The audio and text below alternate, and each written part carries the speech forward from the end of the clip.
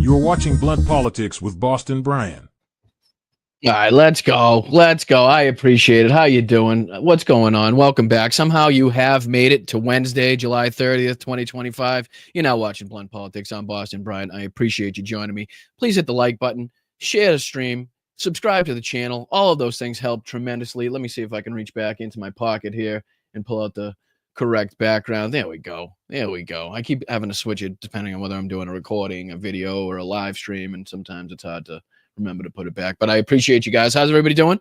Thank you so much for joining me once again. It's going to be a lively Wednesday night. So like I said, hit that like button. Lots to talk about, lots to discuss, especially as it pertains to Donald Trump and Jeffrey Epstein, the ongoing saga. We're learning more and more as it pertains to the video released by the DOJ and Pam Bondi. We'll be taking a look at that. A couple clips by Trump here. There's video out to go along with the audio that we heard from Air Force One, where Donald Trump actually goes and says that, Epstein was stealing underage girls from the spa at Mar-a-Lago. So I figured it'd be good to take a look at that as well. We got Joe Rogan talking about the video evidence that the DOJ is withholding.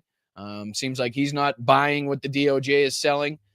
I don't know why this lost already. It lost audio, so I'll have to restart that. No worries. But yeah, there's a lot to talk about. We'll be looking at Chris Cuomo, who's been really pissing me off lately. He's on with Eric Bowling.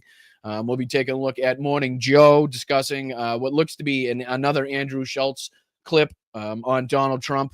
Yvonne sent me a couple good clips. There's Crystal Ball talking to, who was it now, if I can think of it? It was a Democrat. I can't think of her name now for some reason, but we'll take a look at that interview that was going on. Chris Hayes has a good clip going around here talking about Trump and Epstein.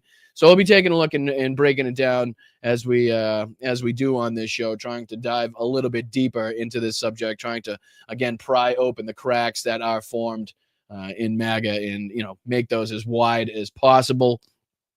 Tiff also was nice enough to send me something else going on with ICE, some more video coming out of them manhandling some citizens as they do with some masks on.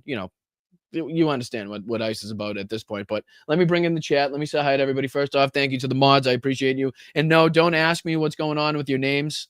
I have absolutely no idea why YouTube is deciding to just all of a sudden change everybody's names randomly. It has nothing to do with my end. I'm not changing them. Thank you, Cool Breeze. I appreciate that. 13 months. Congratulations. Big Dog, like I understand some of them are going to be the same. What's up, Patui? Hey, Rocks, how are you? Thank you so much for being here. Thank you so much for your services, keeping that chat safe down there. Hi, Denise, how are you? Jen, how are you? Owl, what's going on? Mr. Webb, what's going on? Nick, how are you? Lisa, Petrazi, Julie, let's go. Appreciate that. What's up, Peter, Leon, Laurie, Tom, what's up, dude? Roxanne, you guys are all here. What's up, No Dad? Let's go, you motherfucker. You motherfucker. Been sneaking it by me the whole time. Been sneaking it by me the whole time. Thank you. I appreciate that. I appreciate that. I really do. What's up, Luis? What's happening, dude? Congratulations. 16 months. Let's fucking go. Let's fucking go. What's better than that, really? What's better than that? Other than seeing Donald Trump behind bars, other than seeing Donald Trump and everybody that's on the Epstein list or that was involved with Jeffrey Epstein behind bars in prison, what's better than, all you fabulous people signing up for your subscriptions, which you can do just underneath me here. There's a button down there. You click it. I think it costs you $2.99, less than a gallon of gas here in Southern California. You can become a member, support independent media.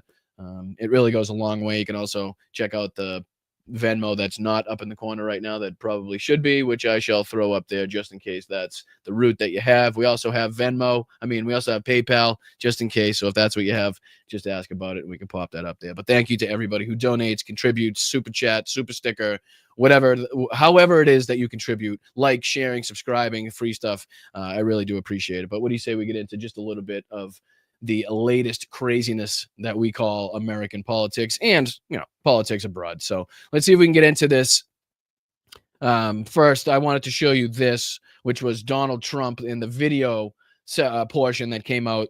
We did hear the audio portion with no video, which tends to be, I think the audio is a little better with just the audio part, but I think it's a little more damning when you actually look at his body language when he's answering this question. So I just wanted to play this to let everybody know that the video did come out as it pertains to this this interaction on Air Force One. So let's take a look at this real quick. And again, the audio is really piss poor because of the noise of the airplane.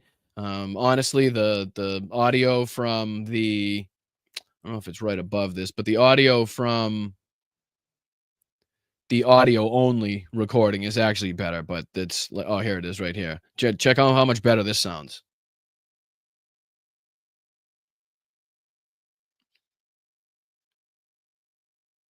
So somehow that comes out a lot clearer, but what I want you to see is the actual body language of Donald Trump as he's answering the question. That's the important part. So let's go back and take a look at that. He's right here he is right here, this sick bastard. All right. Start it over, and here we go.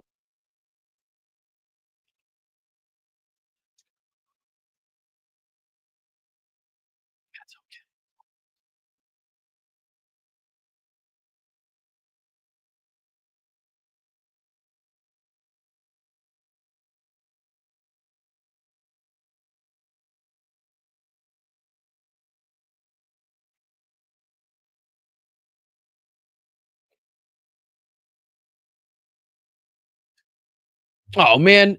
For what reason would there be no sound? All right, hold on. Time out. I'm gonna exit and present it again. I'm gonna stop screen, make myself big. That's so weird. Why would I don't understand. It's been literally shared for 2 seconds. All right, we'll go back to it this way. My apologies. Takes 2 seconds though, and we're back. All right, see if this helps. I'll start it over for you guys, and then we'll keep going. Not that you guys are like desperate to hear Donald Trump's voice over and over again, but I don't want to be playing a clip with no sound. So my apologies. Here we go. Mr. President, Epstein has a certain reputation, obviously. Just curious, were some of the workers that were taken from you, were some of them young women? Were some of them? Were some of them young women? Well, I don't want to say, but everyone knows the people that were taken, and it was the concept of taking people that work for me is bad, but. Yeah, it is very quiet. That's just how the clip is. Like I said, the audio is pretty piss poor. But like I said, if we can match it up to the good audio from the audio only section from this, then again, that's what I was trying to get through here. But for some reason, between the audio on Air Force One and Twitter's shitty fucking audio, or whatever they got going on here, it is very low. I'll play it the whole thing. That way you can turn it up just while the clip's played. And then, if you need to turn it back down. But again, like I said, it's this body language. It's the way he's answering the question. And there is so much. Again, I'll play the audio only after just so we can get the the whole thing, just so you can hear the whole thing too. And that story's been pretty well out there. And the answer is yes, they were. Yes, they were. Yeah. What did they do? In the spa. In the spa. Yeah, it's people that work in the spa. I have a great spa, one of the best spas in the world at Mar-a-Lago. And people were taken out of the spa, hired by him. In other words, gone. And other people would come and complain, this guy is taking people from the spa. I didn't know that. And then when I heard about it, I told him, I said, listen, we don't want you taking our people, whether it was spa or not spa. I don't want him taking people. And he was fine. And then not too long after that, he did it again. And I said, out of here.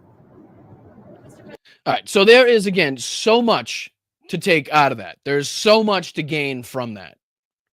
First and foremost, it's an admission that he's got underage girls working at the spa at Mar-a-Lago. Two, and it's an admission that he knows that his best friend and pedophile, it was known to him that he was poaching young girls from his fucking club, from his spa. And he, A, either gave him a pass, B, did absolutely nothing the first time. And even by Donald Trump's account, it took the second time, apparently, for Donald Trump to actually do something about it. So he gave him a pass the first time, knowing that his best friend, who's a pedophile, was poaching girls from his work to do, egregious things with and to them. And he gave the guy the pass the first time. And not only that, but what he's actually upset about, what he thinks we're actually upset about, is the fact that Jeffrey Epstein was stealing his employees. Like that's the major part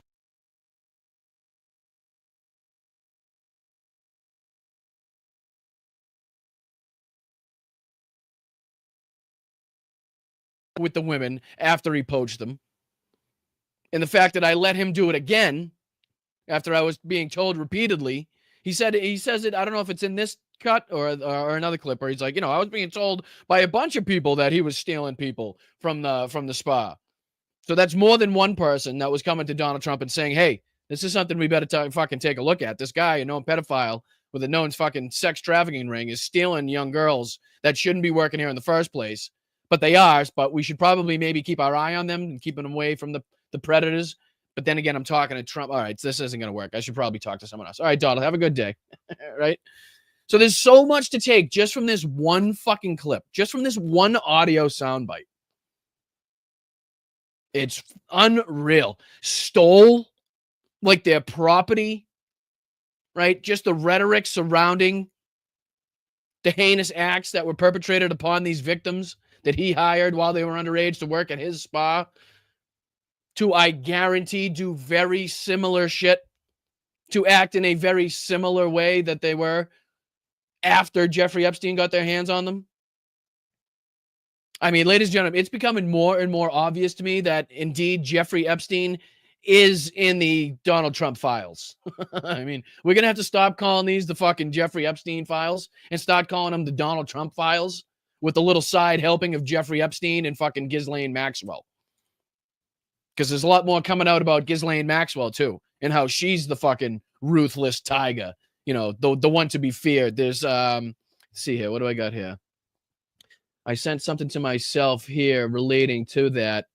We also have that Tim Pool clip that we didn't get to yesterday. The Trump interview with Miranda Devine. I think Hal got through about 15 minutes of that. So maybe if we have enough time at the end, we'll do the second half of that. That way we're not double dipping. But I know that I sent myself, let me see here. Morning Joe. Me, Epstein footage, forensic files, controversy, Cuomo, breaking. Man, I swear that some emails just do not get through when I send them. Because I know I sent myself on YouTube an interview that I'll have to look for now. And thank you, Judy, as well, for sending me the clips. That's Tim Pool. That's that one. That's the one in IHOP. That's Chris Hayes. That's the Gestapo one. CBS, Trump, Virginia. Oh, here it is. I think this is the one that I was talking about. Yes, it is. It is. So I'm not gonna. We'll play this later on in the show, but I just want to show you a little clip of this where she talks about how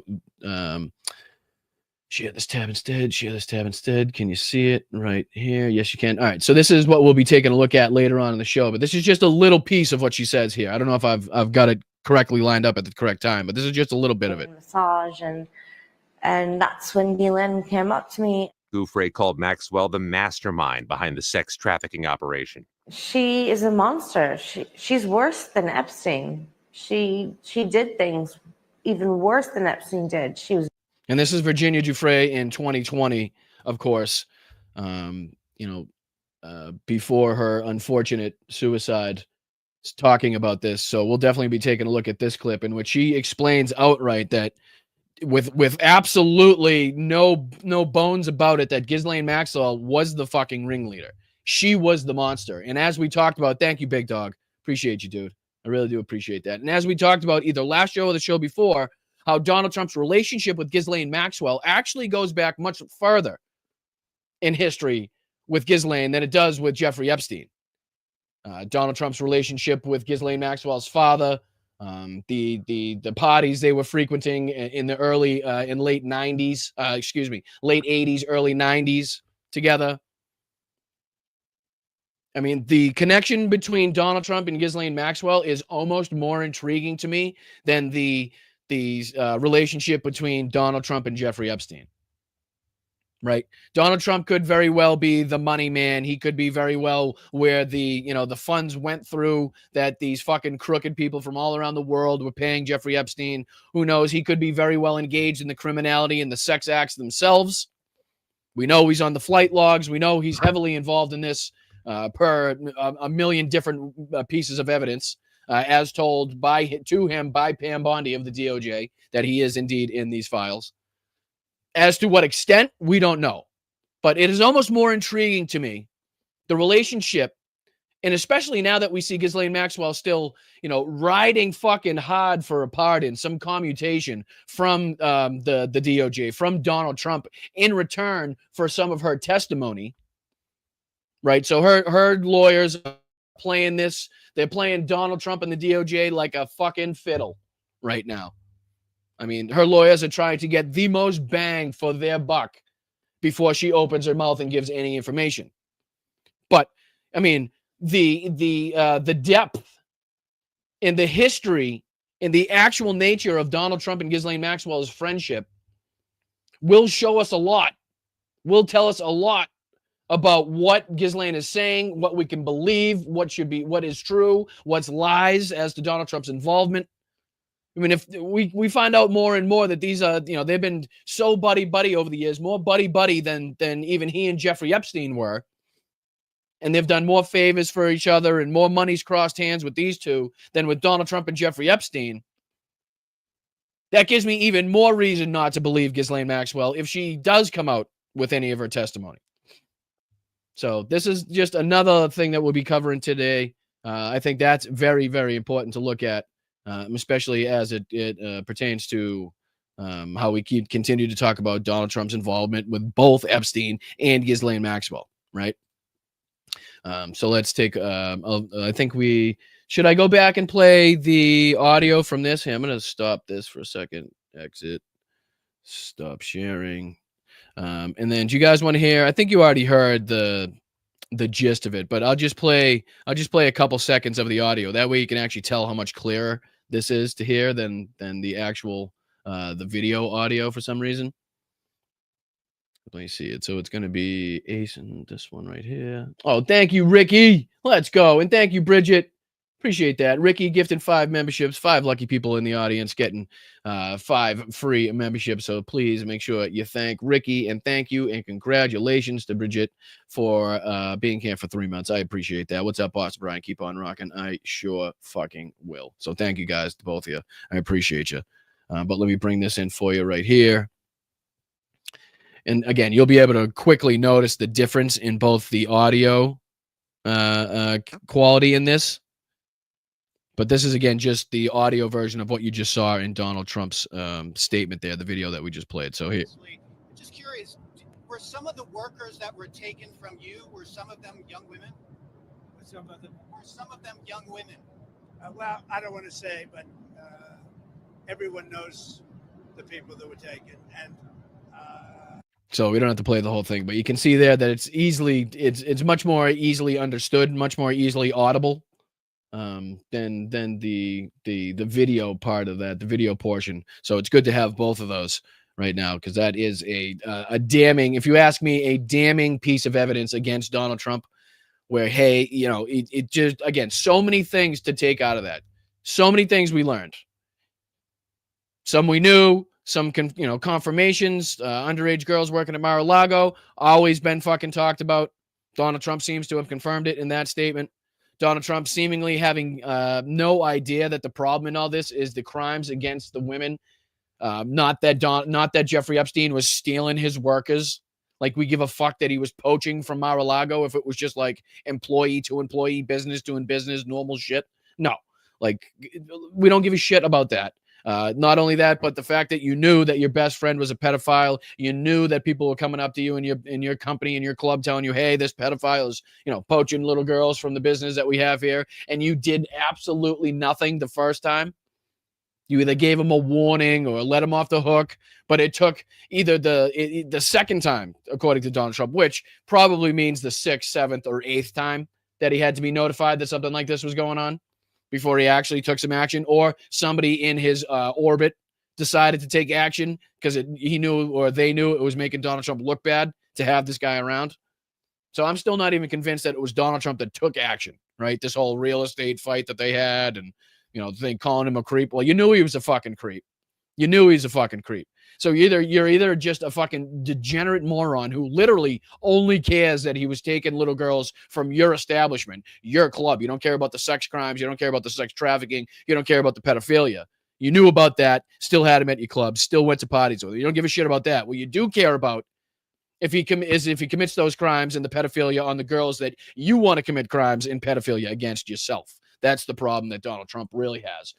He's not really against the whole sex crimes and sex trafficking ring that Jeffrey Epstein had going on. He's mad that he started picking from his fucking garden that he was trying to grow in Mar-a-Lago at this fucking spa.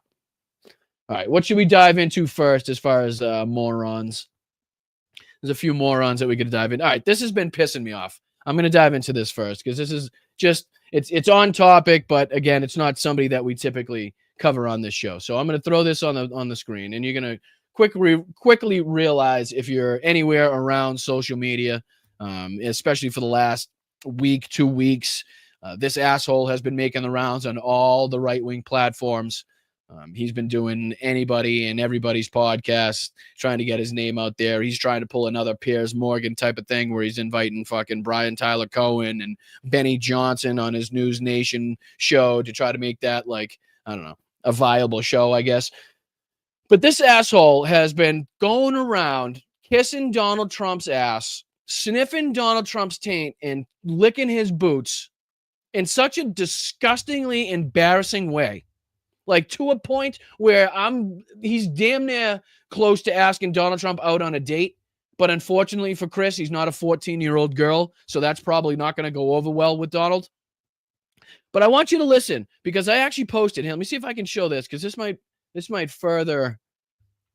actually further go to show how depraved Chris Cuomo has become. I guess since his brother lost in the New York City primaries, I'm not sure what's like thrown him for this loop. Again, maybe he's just doing the Cenk Uygur, Anna Kasparian route of, seeing more money apparently on the right wing side, seeing bigger donors on the right wing side. I'm not too sure what his angle or what his play is, but here, check this one out. This is what I posted on Blue Sky, and I'll see if I can make this a little bigger for you.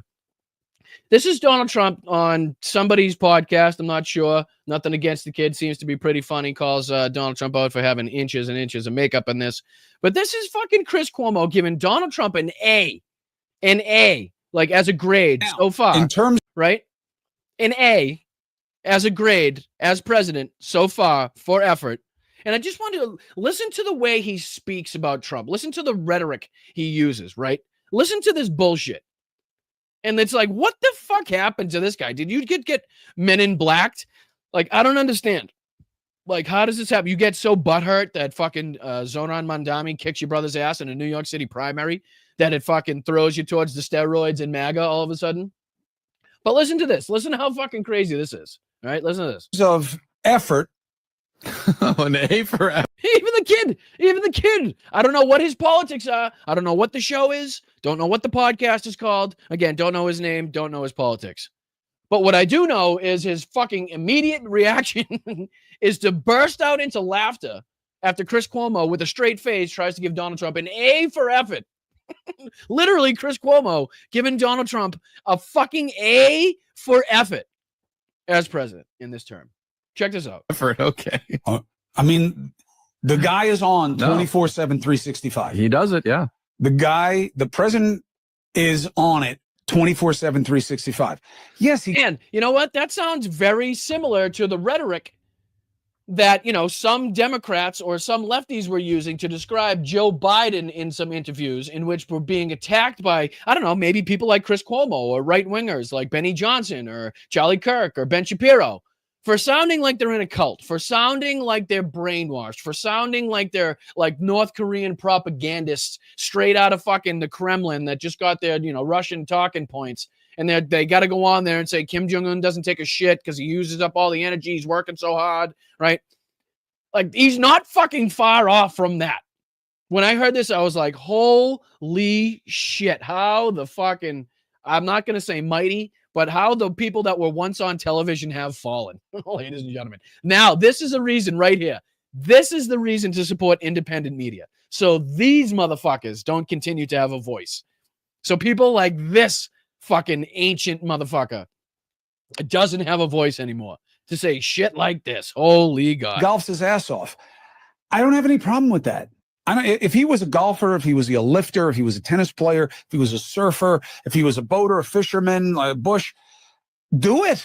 Live your life. Live your life. And just be available and be thinking about it. I don't want you locked in a fucking box 24/7. You're not going to be at your best. You got to move, you got to breathe, you got to eat, you got to sleep, you got to think, you got to fuck, you got to do all these things. And can you explain to me, again, Chris, which one of those things that you just named, any of those things that you just named, does Donald Trump do at a level of fucking, I don't know, average proficiency, right? Which one of those? Because it sure ain't fucking. I know that. I've seen Melania's fucking resting bitch face. And that sure doesn't seem like she's getting fucking her jollies off anytime soon from her husband. I can tell you that much. He's not running. He's not jogging. He's not fucking thinking. He's not doing. He's not working. He's not solving. He's not doing any of that shit. He's not doing any of that shit. So how can you give the man an A for effort? How can you grade him on the scale as an A, the top one that you gave him there? And then go ahead and say all of the things that you think he's doing, but he's not doing any of that shit. Like, what? Oh, thank you, Jenny Faye. Thank you so much. Oh, my goodness. Look at that. Hey, maggots, when Clinton shows up in the files, I won't be the one having to throw out my hats, shirts, colognes, Bible, flags, shoes, ear, maxi pads, posters, signs, and the rest of my identity, because why? I don't worship a rapist and I'm not in a cult. Well, amen to you, Jenny Faye. Amen to you. And again, I don't care, like, now, who's somebody that I loved and idolized going, let's just pick somebody in Hollywood because that's what the right loved. Chris Farley, me and my father fucking couldn't love Chris Farley anymore, right? And speaking for myself, you know, and correct me if I'm wrong, maybe this is already fucking something that I don't know about. But if it comes out that Chris Farley is all over the Epstein files and he's fucking flown to the island and it was, then guess what? I will change the way that I fucking talk and think about Chris Farley, right? Or just think about somebody that may be still living, you know, just transport somebody else into this fucking situation that's still alive. And you idolize them and you love them, or you love their music or their movies or their fucking whatever, their show, or you love them as a politician. You thought they were great in this organization or that organization, whoever the fuck it is.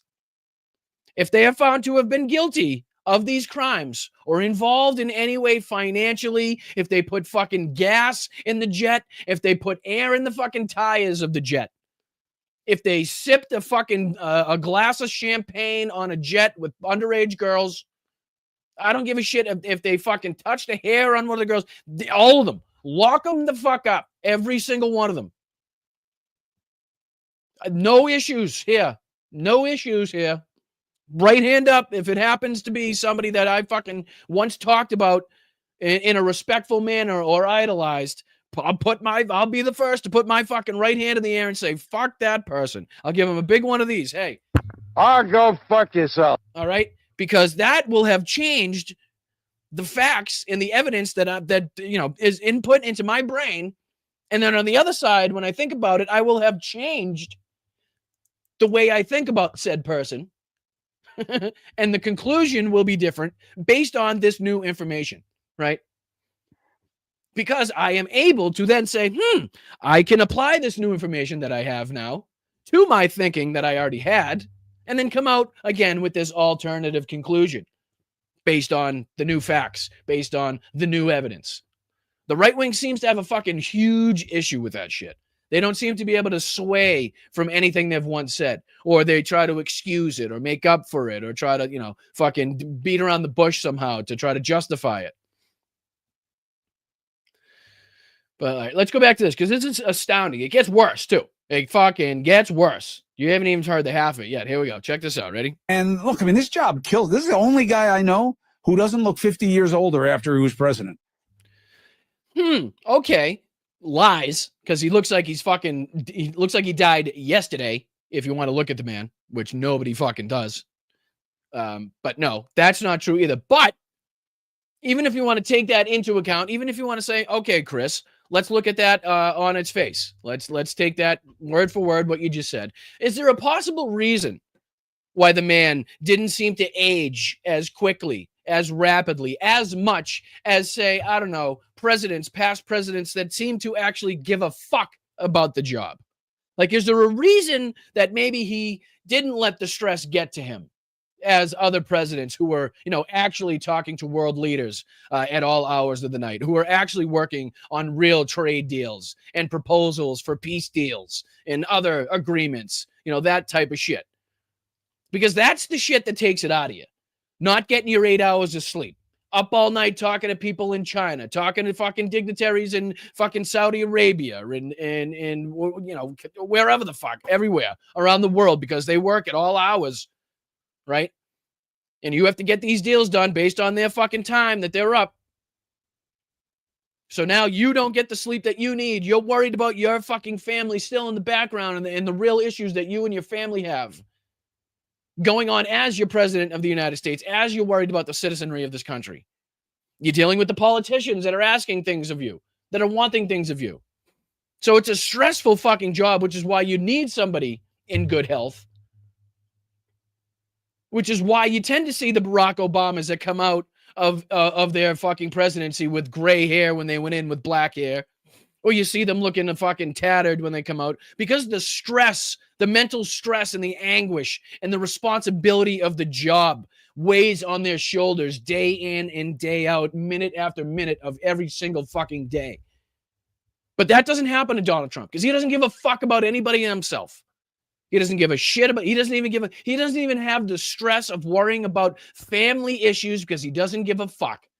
He thinks because they got a fat bank account, everything must be fucking peachy keen in their lives. Not that he would give a fuck if it wasn't. So he's going through fucking days, getting driven and chauffeured from place to place, spitting bullshit, propaganda, and fucking Russian rhetoric, everywhere he goes. Driven from golf course to golf course, from fucking green to green, with no care in the world besides, making this Epstein thing go away. So maybe there's a reason that we could look at. Maybe if we take a little fucking deeper look at this, Chris, and not just fucking, skim coat it, not just skim the top of it like some fucking hack douchebag journalist that you think you are. Now, yeah, but he's got a lot of coloring done to him. Like makeup, Yes. inches and inches. But I mean, these guys, this kills them. This job, but he's not a real looking person. Yeah, like Obama goes gray. Okay, but this man's been like, it still stands as fact that he doesn't look as bad after being president the first time as most guys do. He looks kind of the same. And I would actually say he's actually starting to look worse since this fucking Epstein shit dropped. Donald Trump is actually looking worse from the time that this Epstein shit has dropped, from the time that he told and instructed Pam Bondi to make this shit disappear, and it blew up in his fucking face. He has started to look more aged, more weathered, more beaten, more haggard, more fucking exhausted in this short period of time since he's fucking kicked himself right in the dick by trying to make this shit disappear than he did in the 4 years before as he was president. He has aged more in the last couple weeks than he did in his entire first fucking term in office. The man ain't got much more. And if this story persists and he continues to get behind it and he continues to distract and the MAGA base continues to recognize the distractions as some of them seem to be doing, as some of them seem to, have recognized, then I can tell you that this is what's going to make Donald Trump fucking stay awake at night.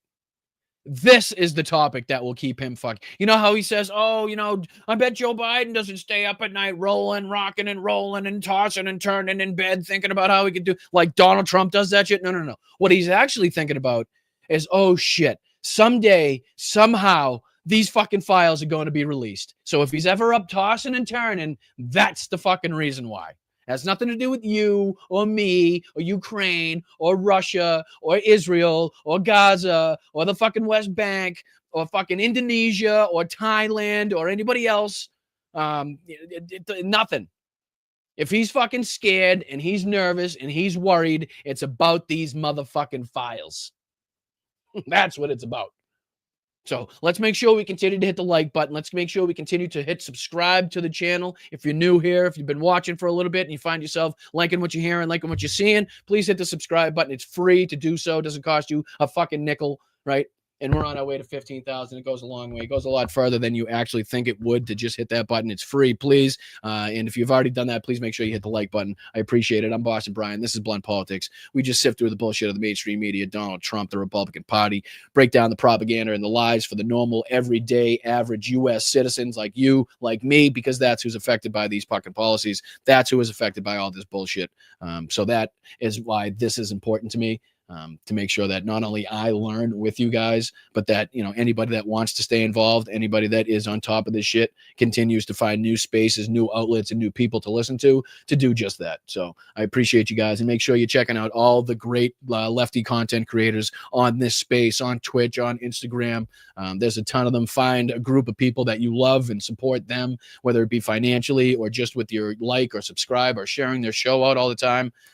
That's how we build these communities, and I'm really happy and pleased and appreciative of the community that we've built here. So thank you guys so much for your involvement, your activity, your generosity, and you guys continue to make this show possible. So it's literally all because of you. So thank you guys. I appreciate it. All right. So literally, we're not even done with this yet. So hold on. Here we go. There's more. Here we go. There's more. Mache head, you know what I mean? Like, you pull some of that back. But be that as it may, he looks kind of like he did when he came in, which is rare because they usually look like their own father by the time they get out. But I give him an A for an effort because the man is absolutely all over the place. Now, I've always found he gives him an A for effort because he's absolutely all over the place, which is a great way to describe Donald Trump, especially mentally, right? Cognitively, all over the fucking place. Don't really think that warrants an A as far as a grade. This is basically fucking, again, Chris Cuomo giving Donald Trump a fucking participation trophy, saying here, just because you're here in a golf cart, just because you've been shuffled around in Air Force One, just because you're at this press conference saying ridiculous shit, I guess we'll give you an A for effort because your eyes are open, you're awake, which again, here, check this out. I guess this is good. We can show this at this moment as we're talking about Donald Trump being awake, because it looked like he was having trouble staying awake at one of his latest press conferences, ladies and gentlemen. We're talking about how this man's so strong and alpha and fucking perseveres, and he's 24/7. He's on, he's going. Let's see here. I'll just type that in real quick, see what else. There we go. Share this tab instead. We'll just go here. Ready?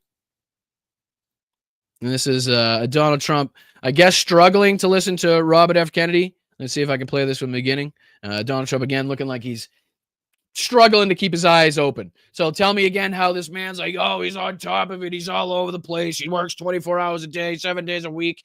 Meanwhile, he can't keep his fucking eyes open. He's got to stare at the ceiling in order to stay awake at these at these fucking press conferences. Here, check this out. And they vastly improved. And I'm very sorry that you gotta listen to fucking Robert F. Kennedy's bullshit in order to see Donald Trump. Forget about it. Health in Australia. And he said the single thing that he did that was most important to that transformation was the transparency that occurs when people control their own health records. Because it gives people the choice over their own health decisions. Open your eyes, Gramps. Open the fucking eyes, Gramps. Lives, and it gives them a sense of responsibility. And allows them to measure the internet. It allows me to put Donald Trump to sleep in less than 10 fucking words. Interventions, if they change their diet, if they change their exercise, it can show you how many. There's actually another one here too that I saw where Dr. Oz was speaking. Let's see if I can. Here's. I think this is a better one here where Oz is speaking. This is even a good, better depiction showing Donald Trump's energy, folks. Hit that like button for Donald Trump's fucking boundless energy. His infinite energy that he has. He's on it 24 hours a day, 7 days a week, ladies and gentlemen. You can't stop the man. He's like the fucking Energizer Bunny if the Energizer Bunny fell through a fucking 6 foot layer of Cheeto dust and then somehow ended up on Jeffrey Epstein's plane. But that's a different story. But yeah, check him out here. Look at how lively he is, ladies and gentlemen. Look at how lively he is. Fraud war room using this kind of technology because we'll know who you are and Look who at your him. doctor is. We can block this. We're going to have remarkable advances in how consumers Look can use at their own his records. fucking We'll eyes. have Holy beneficiaries shit. be able to get I mean, how many times do we got to bring up the Crush reference? Like, I feel bad for Crush at this point, right? Come on. But I've never seen eyes that look so similar. I mean, this is fucking Donald Trump's eyes right here. This is Donald Trump's eyes. I'm sorry. That's what it is. If you just take the eyes alone and then you go back to fucking Trump, literally his eyes. Just watch. Ready? Check it out. advice and prevention. See if we can get a good clip of it. All right. So there's one, and then we got Crush on this side. I mean, look at the eyes. Look at the eyes here. Look at the eyes here. and then we go back to Donald Trump. Perhaps for that. And all this comes back to one fundamental issue, Mr. Look at him. President, which He's is gonna fucking stare at the girders. Fucking let me stare at the lights of the girders. I gotta stay awake here. This is pathetic. I can't. Oh, I'm starting to smell. What is that? Raspberries or almonds? I don't know what it is. Like, he's out like a light. I think Ready? 60 people. Yeah. He's nodding his head. Nodding his head. If you were to ask him right now to repeat the last 4 words that came out of Mehmet Oz's mouth, he wouldn't have a goddamn clue. The best, the willing came forward because of your leadership, because you weren't going to take no for an answer. And Look at him. We are building a. He is fucking out. All right. So, Chris, tell me again how this man is like Superman and you know, he's just, you can't hold him down. You just can't fucking put the guy to sleep. This to be a very socio-metric, mushy metric, let's say. Effort? Yeah, like I don't give a fuck how hard you're trying. Yeah, If we're what not you're grading. trying- We're not grading But here if on, what you're effort. trying to do is bad. Okay, so we don't give a fuck about effort. We're not grading on effort, but literally the opening words from Chris Cuomo out of this were, "I'm giving him an A for effort." What do I care? If I'm not mistaken, I believe he said he's giving him an A for effort. In terms of effort, an A for effort. Okay. So, but I'm sorry, you weren't. This wasn't being judged on effort. All right, gotcha. Totally makes sense. Got you now. All right, so you get the gist from that, right? Somehow, Chris Cuomo sees dollar signs in MAGA, sees dollar signs and kissing Trump's ass at the worst possible fucking moment. Like, this is the last possible moment you would like to be seen kissing Donald Trump's ass as he's going through the shit, as he's going through the firestorm of his involvement with Jeffrey Epstein, as we're finding out more evidence day in and day out about what the fuck's going on, about, the investigations into, the missing video, what happened with the minutes that we were missing, why is it edited, why is it like multiple fucking clips? right? So CBS, hashtag fuck CBS, actually did some pretty good reporting as it pertains to this. They got a good article here that has a video attached that I just want to take a look at just a little bit of, because it gives a very, very good depiction. Very, very new details here that we're talking about as it pertains to this file, as it pertains to this footage. And not only that, but also we have now that it is being reported that the DOJ actually has the missing minute, actually has the missing, the footage here. But it is, I guess it remains to be seen what they're going to do with it or what they have done with it. I haven't seen the video on that, so we'll take a look. But what do you say we get into? I always struggle on figuring out which ones we're going to do first. Oh, this is the next one. I didn't even show that. Jesus Christ, I got so hung up on that. All right, let's finish out with this whole Chris Cuomo thing, right? Because this is what I originally intended to play for you guys. So check this shit out, right? So we just heard him kissing Donald Trump's ass. Here's another one. So check this out. First, I'm a big fan of you, Eric Bolling. Come to you right from the kitchen table. Yeah. Literally kitchen table. Why? Because no barriers to entry for you. You're a fair broker and you're a friend. And we're not going to play this whole thing. Don't worry. You're not going to have to suffer through another entire Chris Cuomo clip. I just want to play here. Listen to when he references the Epstein files and what the Democrats should or shouldn't be doing at this moment. That's what we're going to play up to. So keep your ears peeled. Listen to Chris Cuomo give the Democrats instructions on how to handle this whole Epstein situation with Donald Trump. Take a look. And I'm happy to be on your show, and I'm happy for your success. The Epstein thing is tricky. Let's deal with the easy part first, okay? What is tricky about it? There's literally never been a situation. There has never been a case that has been less tricky. You are either in the files or you should be against the people that are in said files. You are either Jeffrey Epstein or were Jeffrey Epstein or Ghislaine Maxwell or Donald Trump or Prince Andrew or any of these scumbags, or you are on the other side saying, fuck those people. Pretty simple. Pretty fucking simple from my aspect, from my regard, from my vantage point, to say, fuck anybody that's on the Jeffrey Epstein files. Fuck anybody that went to that island. Fuck anybody that flew on that plane. Fuck anybody that touched a little girl. Put them all in fucking prison for the rest of their goddamn lives and throw away the fucking keys. That was pretty fucking easy. I'm not going to lie, ladies and gentlemen. I feel good about it. I feel pretty fucking good about saying that on camera to a microphone. I feel good about it. I will put my fucking head on the pillow tonight knowing that I am okay with saying, fuck you if you're on that fucking file. Fuck you if you have any involvement. Fuck you if you have any involvement covering up for these people. Fuck you if you have any fucking financial stake in this. Fuck you all the way around if you have any ties to this, regardless of who you are, regardless of political affiliation, regardless of social status, regardless of the fucking number of fucking zeros in your bank account. Fuck you. How about that, Chris? How about that for starters? Is that okay? The left should shut the F up about it, because the left should shut the fuck up about it. Can you get a fucking load of that, ladies and gentlemen? One more time from the top, Christopher. What should we do about it? Because they weren't into it when they had the ability. I didn't get it far enough. Hold on. One more time, because we got to get this. This is important. This is good instructions for the left, according to Chris Cuomo, on what we have to do. I'm going to put it on the big screen. Take it away, Chris. It's tricky. Let's deal with the easy part first, okay? The left should shut the F up about it, because they weren't into it when they had the ability to do something. They're only trafficking in it because it's bad for Trump. And that's not the basis that we need to get to a better place. That's not the basis we need to get to a better place. So let's just take this into, I don't know, let's break it down into a smaller example. So we here at Blunt Politics, we here on the left, despise Marjorie Taylor Greene. We despise her politics. We despise everything she stands for, right? Same thing with like Lindsey Graham, right? When we fuck Lindsey Graham, screw him. He's an asshole. He's an ass kisser. We can't stand him.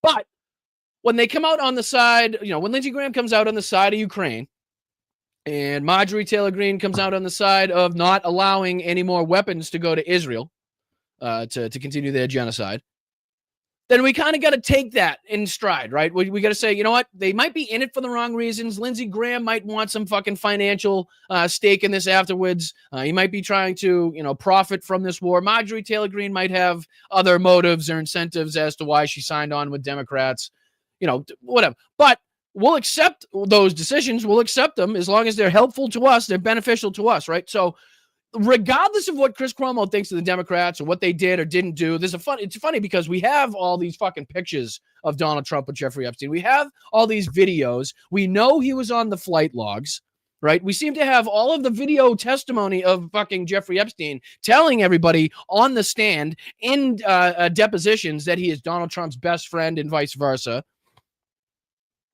Well, how do we have all the information? If Democrats never wanted this released and they tried to hide it, how do we have all this information? How has that been released? And then again, maybe ask ourselves, who was president? Who was in office before the Democrats last had office? Who was president before Joe Biden? And maybe they have even more responsibility since they had the information first. Do you ever think of that, Chris? Does that ever fucking flow through that steroid fucking filled brain of yours or no? Is that just something that I'm thinking about for the two of us? All right, sorry. Here's the problem with Epstein for the president. And the left has to stop talking about this. Can you fucking believe this animal? How ignorant politically do you have to be? How fucking ignorant politically do you have to be? To in any way decide to call yourself a lefty and be like, you know what, we absolutely should stop talking about this. We shouldn't actually call for justice for pedophiles. We shouldn't actually call for them to fucking, be behind bars and have these victims, thousands of victims actually see, these people face justice. We shouldn't have that. We don't want that. But I guess because for some reason, Joe Biden, I don't know. I mean, it's amazing. It really is. It's amazing to me at this moment in time, with all the heat that is on Donald Trump in this fucking moment, that Chris Cuomo picks now. He picks this moment, this time, to say, you know what? I'm throwing my hat in the Donald Trump fucking camp. Like, what? Okay, he's right to be flummoxed by this, to not get it, because he wasn't really the one selling it. Did he sell it a little bit? Yeah. But he surrounded himself with. And here he is again, playing fucking defender, playing protector of Donald Trump, saying, well, it wasn't really Donald Trump the one who sold this. I don't know. Do we have to go back and play the Fox News clip that they had doctored up where it made it seem like Donald Trump right off the bat said, yeah, he had no problem releasing the Epstein files, right? And it's funny, they decided to fucking release the MLK files, right? They decided to throw that out there. And then we got this clip that further shows, I think I'll play this right here. Get this out of the way. This is just a short Morning Joe clip.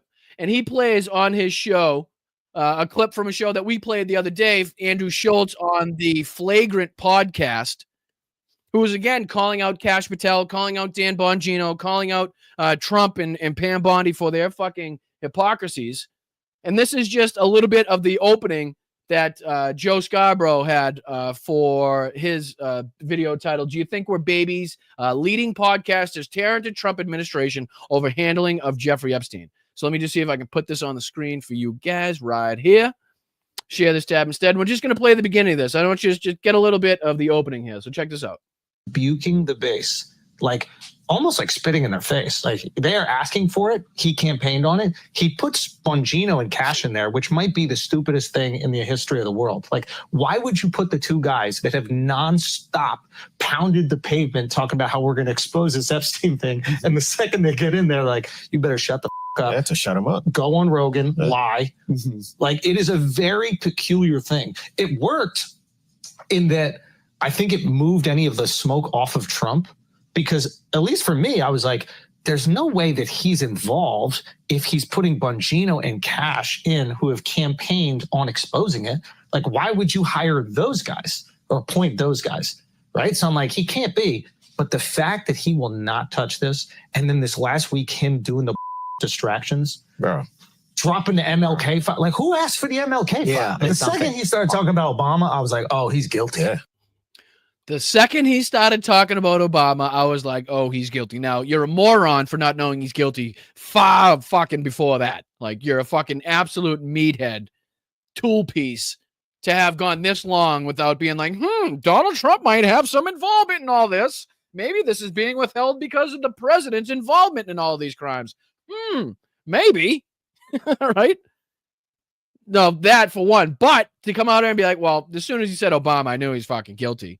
Again, from one of the leading MAGA podcasters or whatever you want to call them, is again a big development, a big step in this. You know? Also, like, why are you talking about Obama and treason? You got a guy who has sex with teenagers that you are protecting. The Epstein stuff is so crazy because when Kash Patel was on here and he was like, there's nothing. And I was like, what are you talking about? Yeah. I didn't even know what to say. My thought was, and people are like, why didn't you push back more? My thought was like, I'm just going to put this out there and let the internet do its work because there's nothing I can. Yeah, it's a good fallback for Rogan there. But speaking of Rogan, right? Speaking of Rogan, and before we dive into the whole conspiracy on what's going on with the missing footage from the Epstein prison, the Epstein prison footage, here is Rogan here talking about that same thing. So again, on top of Rogan talking here about how Kash Patel clearly lied to his face, on top of Andrew Schultz clearly saying that Trump is guilty here as soon as he heard him fucking bring up Obama's name and how stupid he's made MAGA look and how he's spitting in everybody's face, you got this with Joe Rogan on top of it. The whole thing's nuts. Yeah. And then, have Bongino and Kash Patel saying he definitely killed himself. Like, what? Yeah. What? Okay. This just the level of convenience. It's so convenient that the guards were asleep. So convenient that the cameras didn't work.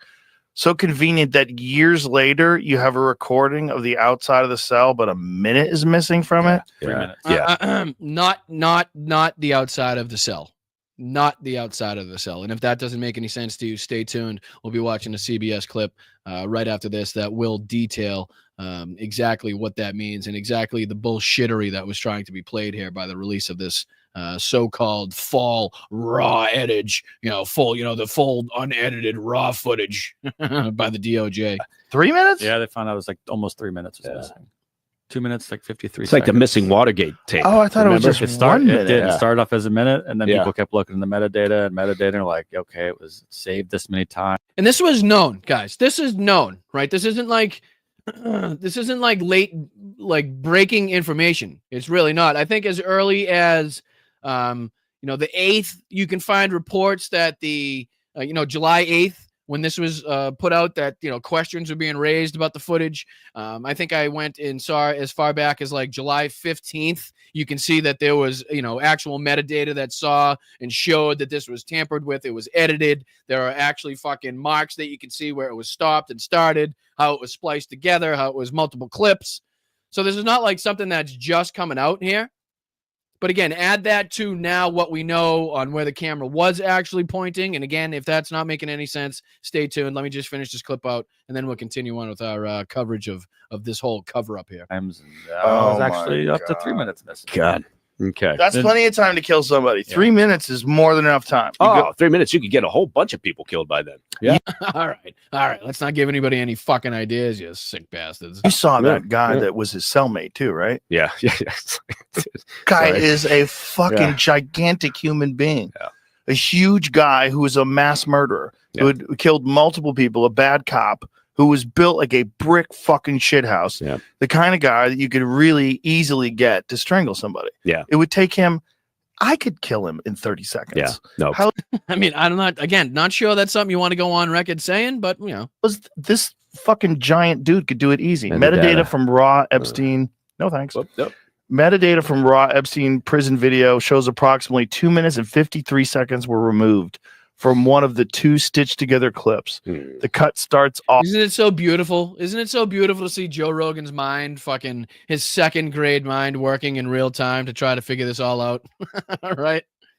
Like the man that was like dead set on getting to the bottom of all this for so many years on his podcast, talked about it, and is now is like, learning it. Like again, he's learning into the alphabet or something. Fucking crazy. Off at the missing minute. Wow. Weird. Yeah, shocker. Yeah. So a guy like that decides. And again, can we make a one-to-one connection between this information, what's going on here, and Donald Trump? Because it really does me no good, does us no good if they don't make that connection. If they're going to continue to talk about Pam Bondi and Kash Patel and fucking Dan Bongino. Then it's fucking that means they're continuing to obfuscate, continuing to defend and protect Donald Trump. So until these assholes like Andrew Schultz says, okay, Trump is guilty in plain terms so that their simple-minded fucking listeners can understand it, then, we're going to continue to do this circle. We're going to go in this circle. But, yeah, that's Rogan. I think he goes on just a little bit here. Let me see. Yeah, he's going to off himself. And again, here's the thing: it's like these guys that are all involved in this they've been around for a long time, and they have this mentality that existed before the internet, where you could just kind of put stuff out there, and you wouldn't have all these psycho sleuths out there that are going to go over everything with a fine-tooth comb. Especially guys who are tech wizards who can look at the metadata and he can figure. It really didn't take that much. It was just basically opening it, looking at it, and for the people to know what they were looking at, just seeing it. You know what I mean? I don't think this was like investigatory work that was like fucking too in depth. They were probably just opened it, looked at it, said, that's funny. Says it's more than one file. That's funny. You can still see where it was spliced. That's funny. You can see the fucking mouse on the screen. That's funny. So let's get Rogan off the screen here, and we'll dive right into this.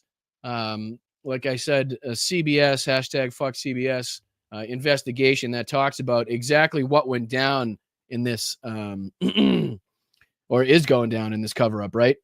So this is, again, let me play this. Started from the beginning here. I'll play it on, if I can do the speed, language quality. No, I investigation of the change the speed. But all right, this is anyway. It's good to. This has got some really good information in it that everybody should definitely either be playing, watching, recommending somebody else talk about. So let's get into just a little bit of this, and then we'll continue on with the rest of our stories. I appreciate it. I'm Boston Brian. This is Blunt Politics. Please make sure you hit the fucking like button. It's free to do. It's free to subscribe. Doesn't take that much. 1 click of the finger, 2 clicks if you want to hit the like button. Send a couple, nice funny chats in the chat there, and we'll be all set. I appreciate it. Let's get into this. How the DOJ lied to the American public, and let's see just what we've learned from this situation. Let's get into it. Let's go. Convicted sex offender Jeffrey Epstein. Deputy Director of the FBI, Dan Bongino, described that video on Fox and Friends just weeks before its release. There's video that when you look at the video, and we will release, that's what's taken a while on this. We are working on cleaning it up to make sure you have an enhanced, and we're going to give the original so you don't think there were any. There's going to be the original, guys. It's going to be the original, the raw footage. It's going to have absolutely no splices in it. The metadata is going to be pure and clean. It's not going to be a recording of a recording of a recording with a mouse in it. It's not going to be any of that. You're going to be able to see Jeffrey Epstein plain and clear, his face, and see him walk in and walk out alone. I guarantee it. You just wait, ladies and gentlemen. Let's see if that's what we see. Shenanigans. You're going to see there's no one there but him. There's video clear as day. He's the only person. Clear as fucking day. Clear as day, ladies and gentlemen. Get your glasses on. I don't know if you need I don't know if you need binoculars. I don't know if you just need some reading glasses. But apparently to Dan Bongino, you won't need any of that because this video is going to be clear as day. It's going to answer all the questions. Just get ready. Buckle the fuck up. Smoke them if you got them. Get something strong to drink. Pour something nice in that coffee because you're about to find out everything that you need to know about what happened that night to Jeffrey Epstein, according to Dan Bongino. Person in there and the only person coming out. You can see it. We showed this video to multiple video forensics experts who agreed what the FBI and others have said is simply not true. Look at that, guys. I mean, let me make that big on the screen. I mean, if that doesn't fucking just tell us exactly what happened, I mean, if that doesn't just show us, the exact identity of everybody involved in this, right? I mean, what a shot that is. What fucking genius, what absolute fucking genius said, we'll put a camera here facing this corner and where the majority, where 95% of the fucking inmates and officers and guests or whoever the fuck walk by, let's put a big wooden fucking banister so you can't see shit. I mean, what's so important about these two fucking doors? Can anybody explain that to me? Are these even cells? This one doesn't even look like a cell. Neither one looks like this one's numbered, so maybe that one is. And it's got a phone, so maybe that one is. But I don't know. This looks like a supply closet or some bullshit. So way to go on the fucking, it's like in The Departed where they fucking, he gets pissed at the people that set up the cameras. They didn't get the exit. I'm the guy that does his fucking job. That video and other evidence led to the conclusion by the government that Epstein's death on August 10th, 2019 was suicide. An analysis in consultation with video forensic experts suggests multiple inconsistencies Did between. you see that? You see that little fucking, you see that little dooflicky? Watch, You're check going to this out. see there's Oh, no one sorry. there but him. There's video clear as day. We Watch. showed this video to multiple video forensics experts who agreed what the FBI and others have said is simply not true. That video and other evidence led to the conclusion by the government that Epstein's death on August 10th, 2019 was suicide. An analysis in consultation with video forensic experts suggests. You see that? Now tell me, what recording device, what security camera is good enough where it actually picks up somebody in the fucking general vicinity that's using a mouse and it just implants that on the screen? Can somebody pinpoint that to me on where on Amazon or fucking Temu that can be purchased? Because that must be one hell of a camera. I mean, if it is just like so powerful that it could just fucking like automatically generate a mouse on the screen from just like a nearby user of a laptop or something, then I need to get my hands on this camera. Not that it picked up anything else, but is this normal? Okay, not normal so far. Multiple inconsistencies between statements from government officials, including Bongino, a report from the Department of Justice's Office of the Inspector General into Epstein's death released in 2023, and the tape itself. These inconsistencies, while not contradicting the conclusion Epstein died by suicide, do introduce questions that the government so far has declined to answer. A shitload of questions. The most questions. More questions than when we went into this not having this fucking video released. There are more questions now. We're fucking worse off than we were before. We have taken 2 steps back, my friend. This is more confusing as to what the fuck is going on. It's more enlightening as to the cover-up that's being perpetrated, but more confusing as to what actually fucking took place and why the DOJ is actually lying their asses off about this. We'll show you those in a moment. First, let's break this all down. Break it down. Epstein was held at the Metropolitan Correctional Center in Lower Manhattan in a unit separate from the general population known as the Special Housing Unit. Special Housing Unit probably should have some special protection. Let's see how special the protection was. SHU. The unit has 3 wings, each with 2 levels. Epstein was held in the upstairs L tier of his wing.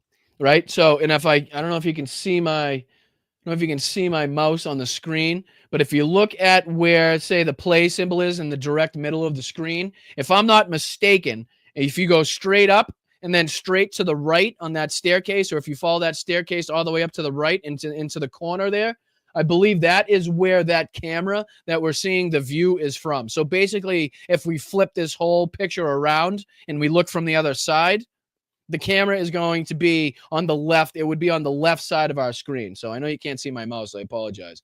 But if you just follow that, if you follow where the play button is, where that's pointing, go right up those stairs on the right-hand side, follow that straight up. I believe that's where the camera, and that's the one door that you can see that says 46 there on the top of that stairwell. That tier is accessed by a set of stairs from the central common area. Directly adjacent to those stairs is the officers' station, where on-duty corrections officers spend most of their... So basically right here is our view. So if we were to just kind of pan down to where the the eye level, the level of the camera would be, this is pretty much the view that we have. And you can see that Epstein's entire fucking cell is pretty much blocked by this thing on the right-hand side. You can see my mouse now. But this wall on the right-hand side that you're seeing now, so the camera would be kind of pointing straight in this direction, right? Straight in this direction here, and kind of, over in this direction as well. So maybe stairwell to stairwell. We'll see here. Time. The Inspector General report says several cameras in the unit were streaming a live feed to a remote location in the prison, but no one was watching them. Malfunctioning equipment meant only one camera recording. Right. So this is what I was saying. So the green camera obviously is the footage that we've seen. All of these other cameras, any of these other cameras, this camera here on the left-hand side that we're seeing would have given us a direct shot right at Jeffrey Epstein's cell. This camera here on the to the left of that central camera would have given us a perfect shot directly at Epstein's room. This one down here might not have been any good because, again, it's on a higher level, and the stairs probably would have been blocking the view, similar to the way that the stairs are blocking the view from the green camera. But it's funny that nobody was watching these cameras, right? Reported the general area.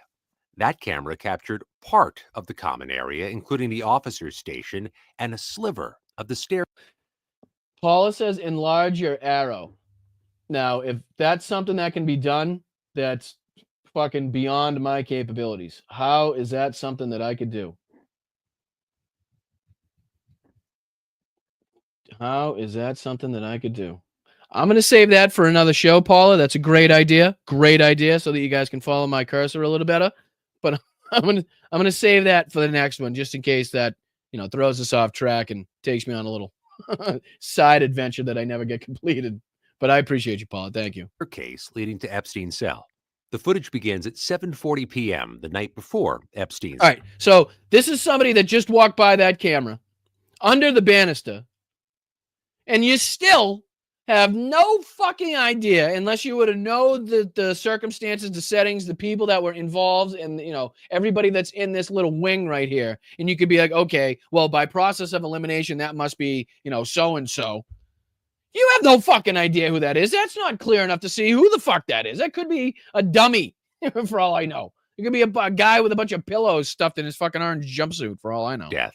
You can see staff and inmates moving about, preparing for the nightly lockdown. That's the officer's station in the background. Only convenient. Isn't it just convenient how just to the right of where this wall is cut off is where Epstein is staying? Isn't that just, it's convenient? 2 employees have been publicly identified. Tova Noel, a corrections officer pulling a double shift that began at 4 p.m., and Michael Thomas, a materials handler who won't arrive until midnight.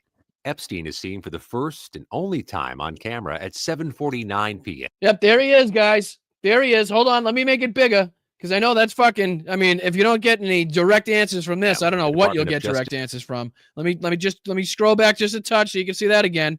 Hold on. Just let me go just a touch. Here we go. This is your glimpse. You guys got this on the big screen. You got this on your curved TVs. I hope you're gonna need 4K. You might even need fucking 12K to get any information out of this. But here we go. Here's your glimpse at it. Clear as day, as Bongino said. For the first and only time on camera at 7:49 There he p.m. is. with the Department of Justice. I mean, fuck. I could draw a portrait. I mean, from the glimpse and the look that we got there from so many different angles, that was just so fucking crystal clear, like Bongino wants us to believe. I could literally Picasso right now a beautiful portrait, just based on that glimpse that we got there. Doesn't that explain it all, ladies and gentlemen? Doesn't that explain everything? Isn't that pretty clear? That wraps it up, right? We can wrap this one up. Just said he was escorted to his cell from another wing of the unit. It's important to note here, you don't actually see Epstein. Good note on that one. Pretty big fucking detail you'd like to throw in there, right, CBS? I think that's a pretty good detail on that one. Send the stairwell to his cell block. Remember what Dan Bongino said. I do. This video clear as day. Clear as day. Clear as day. He's the only person in there. Only person in there. Only person in there. I've seen at least 4 or 5 people much more clearly and on camera and visible with their faces visible, even though I have fucking no idea who they are and probably couldn't pick them out of a lineup based on that footage. But I've seen multiple people. Didn't see Jeffrey Epstein, though. I saw somebody in an orange jumpsuit and I saw feet moving that you want me to believe is Jeffrey Epstein. And the only person coming out, you can see it.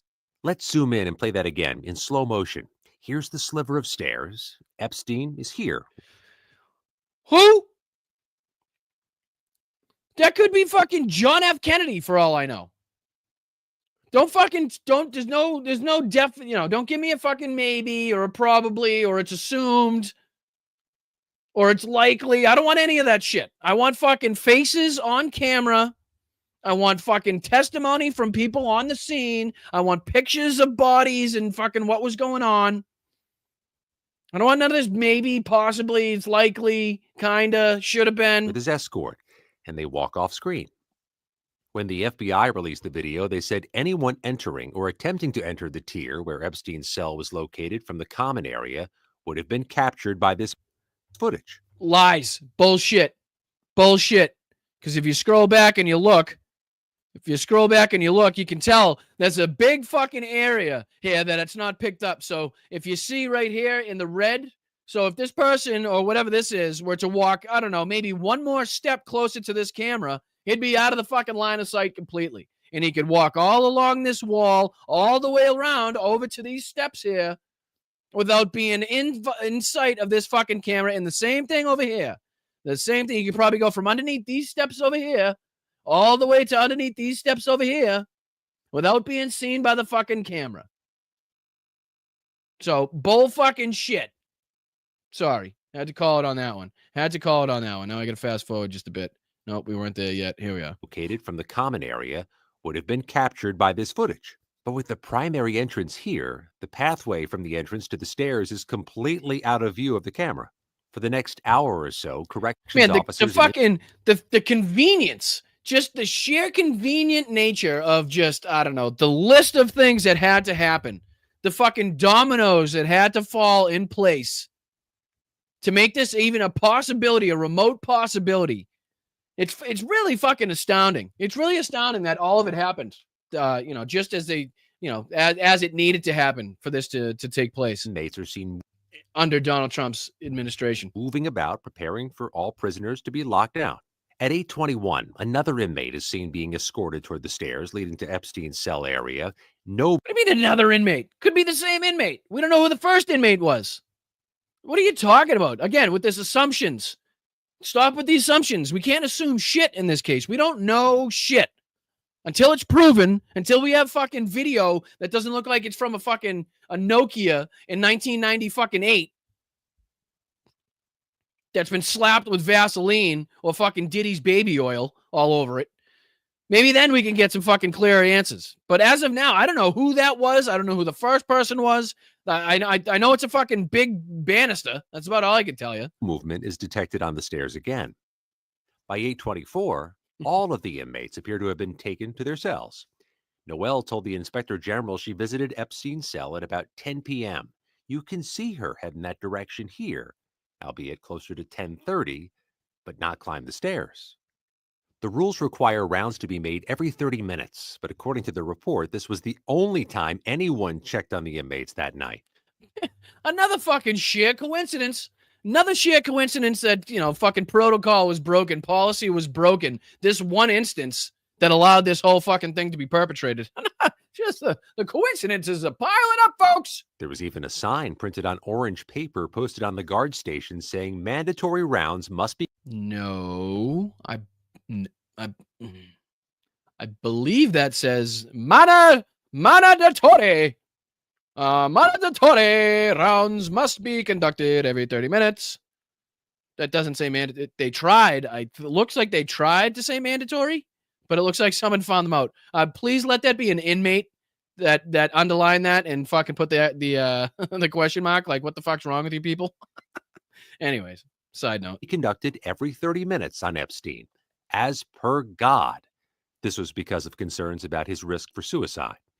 At 10:38 p.m., the report says someone, probably Noelle, carries a bundle of bedding or clothing up the stairs. It's a rare instance the video does catch movement on the stairs, but barely. Let's see that zoomed in and in slow motion again. Several of the video forensic experts we spoke with were skeptical. Now, isn't that orange? Or are we supposed to be, are we led to believe that it's an actual officer carrying orange bedding? Because to me, doesn't that look orange? Doesn't that look like it would be another inmate climbing those stairs? Or am I tripping here? Let me go back just a couple seconds. The stairs, but barely. Let's see that zoomed in and in slow motion again. Several of the video forensic experts we spoke with were skeptical about the report's conclusion and thought that the video could be showing an inmate walking up the stairs. Right? I mean, does that not look like fucking orange to me? Right? And I'm not sure. Again, I haven't seen this. I wanted to watch this with you guys. But maybe it's a possibility, I guess, that the bedding is orange as well. And maybe she's got it draped over, her back. But typically I would think in these type of conditions, in these type of environments, in these type of institutions, the sheets come in they come folded like they were washed. I'm sure they're washed or at least pretended to be washed after every inmate or every use. And then they come back in some sort of folded nature, some sort of maybe plastic wrap. Again, I've never been to prison, so I don't know. Let me know if anybody knows in the chat. But again, I don't think they just bring like loose sheets, like empty sheets, like fucking, used sheets and blankets to the cell. I don't think that's a normal thing. So it looks like a lot of orange to me, though. I mean, looks like fucking so much orange that could be Donald Trump. Authorities say this was the last time anyone approached his cell block until his body was discovered the next morning. Again, while the video does not contradict that, experts who viewed the video say the limited... Well, it's impossible for it to contradict it when it doesn't show his actual fucking cell. When we were made to believe upon this release that we were staring directly at Jeffrey Epstein's cell and that we could see clearly with our own eyes that nobody entered or exited. But that's literally couldn't be further from the case. We literally can't see Jeffrey Epstein's fucking unit. We can't see anybody entering or exiting. We can see the left arm of somebody going up those stairs, but as to where they went, we don't know. So again, more questions than answers by this being released by the DOJ in the fashion, in the nature that it was. Another instance of Donald Trump kicking himself right in the mushroom pecker under his own fucking power and this having this blow up in his face. Oh, it's crazy. Field of view makes it impossible to definitively conclude that... Yes. Thank you, CBS. Fucking Captain Obvious has arrived. Thank you, buddy. No one used those stairs in that time period. Beyond this, there are other issues our investigation and others have uncovered. At 11:21 p.m. and 34 seconds, a cursor appears briefly on screen, indicating the video may have been recorded with a camera or a... Indicating? I'm sorry, indicating that it may have been? No. Definitively saying there's some fucking trickery, some bullshit, some propaganda being used and played right here. That's what that says. That doesn't say, maybe anything. It says definitely there's some fuckery going on. That's what that says, CBS. Let me just play that one more time. Appears briefly on screen, indicating the video may have been recorded with a camera. And it's been slowed, looped, and circled. Camera or a screen recording and was not an export of the raw file. The FBI said it had seized the prison's hard drive 5 days after his death and had released the full raw footage this month. Yeah, full raw footage, ladies and gentlemen. Literally couldn't be further from full or raw. So again, neither one of those English words that have, definitional uses actually fit into this category in this situation. Two experts told CBS News the video's metadata, which tracks how a file is created and changed, shows it's made from 2 clips. All right, so now this is kind of something that I actually do somewhat understand here from having used like CapCut and edited videos before for Midas Touch and, for my own use here on Blunt Politics. But you can tell definitely where you put the markers, where you cut something, where you add something, where you splice it together, where you have to make it loop. I mean, it will show in the metadata, it will show in what you're looking at, what you've done, right? And the markers left here, ingredients, mask markers, ingredients file path. Again, here are the different names for the files. I think it's 3 different file names.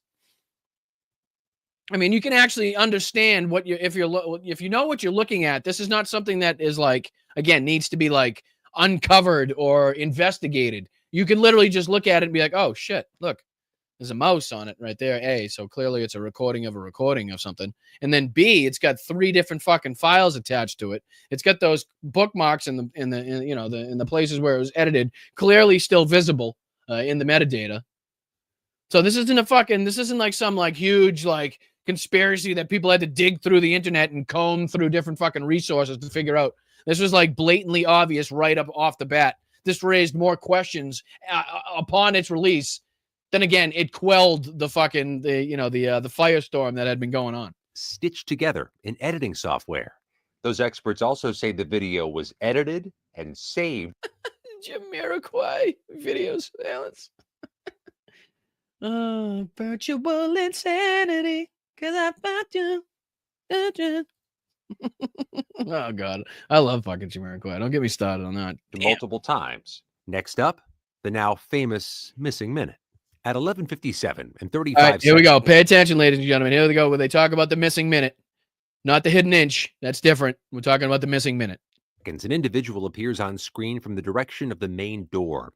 It's likely this is Michael Thomas arriving for his midnight shift and replacing. Nope. Again, nope. Not letting it happen. Not going to happen. Not on my fucking watch. None of this probably. None of this maybe. None of this likely. None of this fucking, it's been reported. Once again, listen how he says it's likely or probably. I forget what he says here. I think he says probably. Yeah. 35 seconds. An individual appears on screen from the direction of the main door. It's likely this is likely. It's likely. No. It's not likely anybody until it's fucking proven it's somebody, right? Until you prove who the fuck it is, I don't know who it is. It's not likely anybody.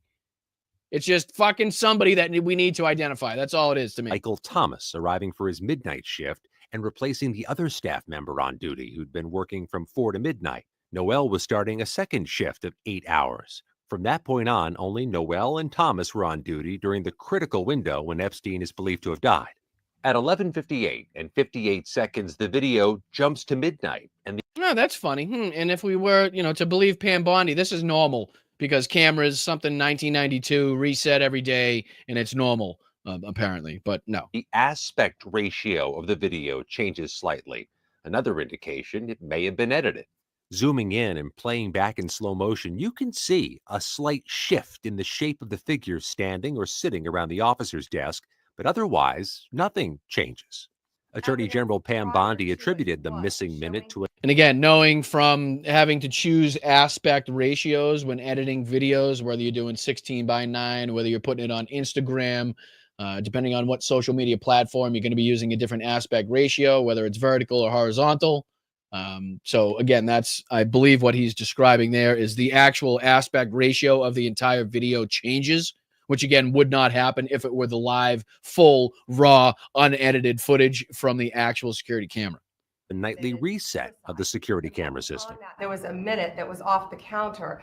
And what we learned from Bureau of Prisons was every night, I'm sorry. Did I just hear somebody shit themselves? Can we just go back in here? Can you guys do me a huge favor and just turn this up for a second? And when she starts talking, does somebody shit their pants? I'm going to turn this all the way up. I'm going to bump it up here on my end. I'm going to play it back. Just listen closely. Attorney General Pam Bondi attributed the missing minute to a nightly reset of the security camera system. there was a minute that was off the counter. And what we learned from Bureau of Prisons was every year. I'm sorry. Somebody just shit their fucking pants. Tell me you heard that. Tell me you heard that. Trump literally just shit his pants as Pam Bondi was having to reference this fucking Epstein thing again. Tell me you heard that. Please tell me you heard that. One more time. Tell me you got it. Tell me you got it. Ready? To a nightly reset of the security camera system. There was a minute that was off the counter. And what we learned from Bureau of Prisons was every year. Did you hear that? Right after she says prisons. Right after she says prisons. Oh my God. I don't know if it was Rubio. My guess is that Trump shits his pants because he's nervous about any time this Epstein thing is brought up in front of him. But can we get that one more time? Because somebody just shit their drawers. Wait, listen, folks. Turn it up. I apologize. You're going to want to turn this up. But after she says the word prisons, listen up. Attorney General Pam Bondi attributed the missing minute to a nightly reset of the security camera system. There was a minute that was off the counter. And what we learned from Bureau of Prisons was every year. Someone just shit his pants. Oh, and guess what? Guess who moves? Guess who moves just after we hear that shot? Guess who moves? Pam doesn't really move. Marco doesn't really move. But fucking Donald moves. Check this out. Attributed the missing minute to a nightly reset of the security camera system. There was a minute that was off the counter. And what we learned from Bureau of Prisons was every night. Yeah. Donald has to adjust. He does that fucking fart wave. He does the fart fan with the jacket. You see that? He does the trick. He does the old fucking fan it away with the old suit jacket. We caught you, you son of a bitch. Well, nobody noticed that shot because fucking Pam Bondi was lying her fucking teeth off. You couldn't really catch it, but we caught it. Look at Donald's all nervous. He's fucking. This is where he was like, "Why are we still talking about this? You shouldn't even want to talk about this, Pam. Don't even answer the questions, Pam." Right? And then she's like, "No, I'll answer it, President. I'll answer it, President. Oh yeah, no, I have no problem answering it, President." And then Donald Trump decides to go ahead and shit his fucking drawers. Like, sounded just like one of these. Sounds just like one of these buddies. Like this.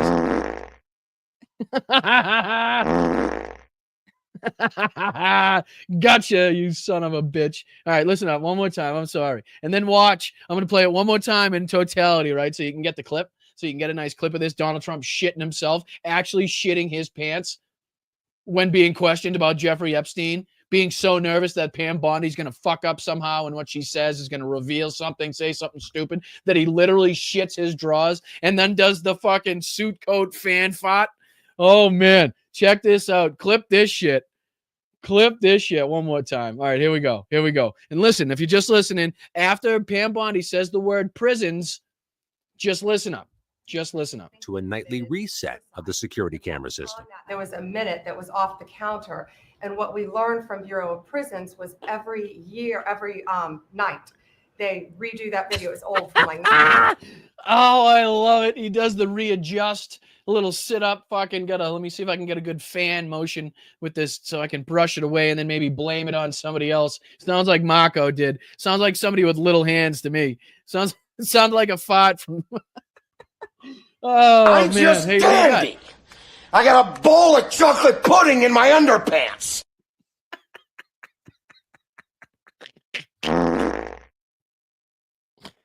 Oh, let's go.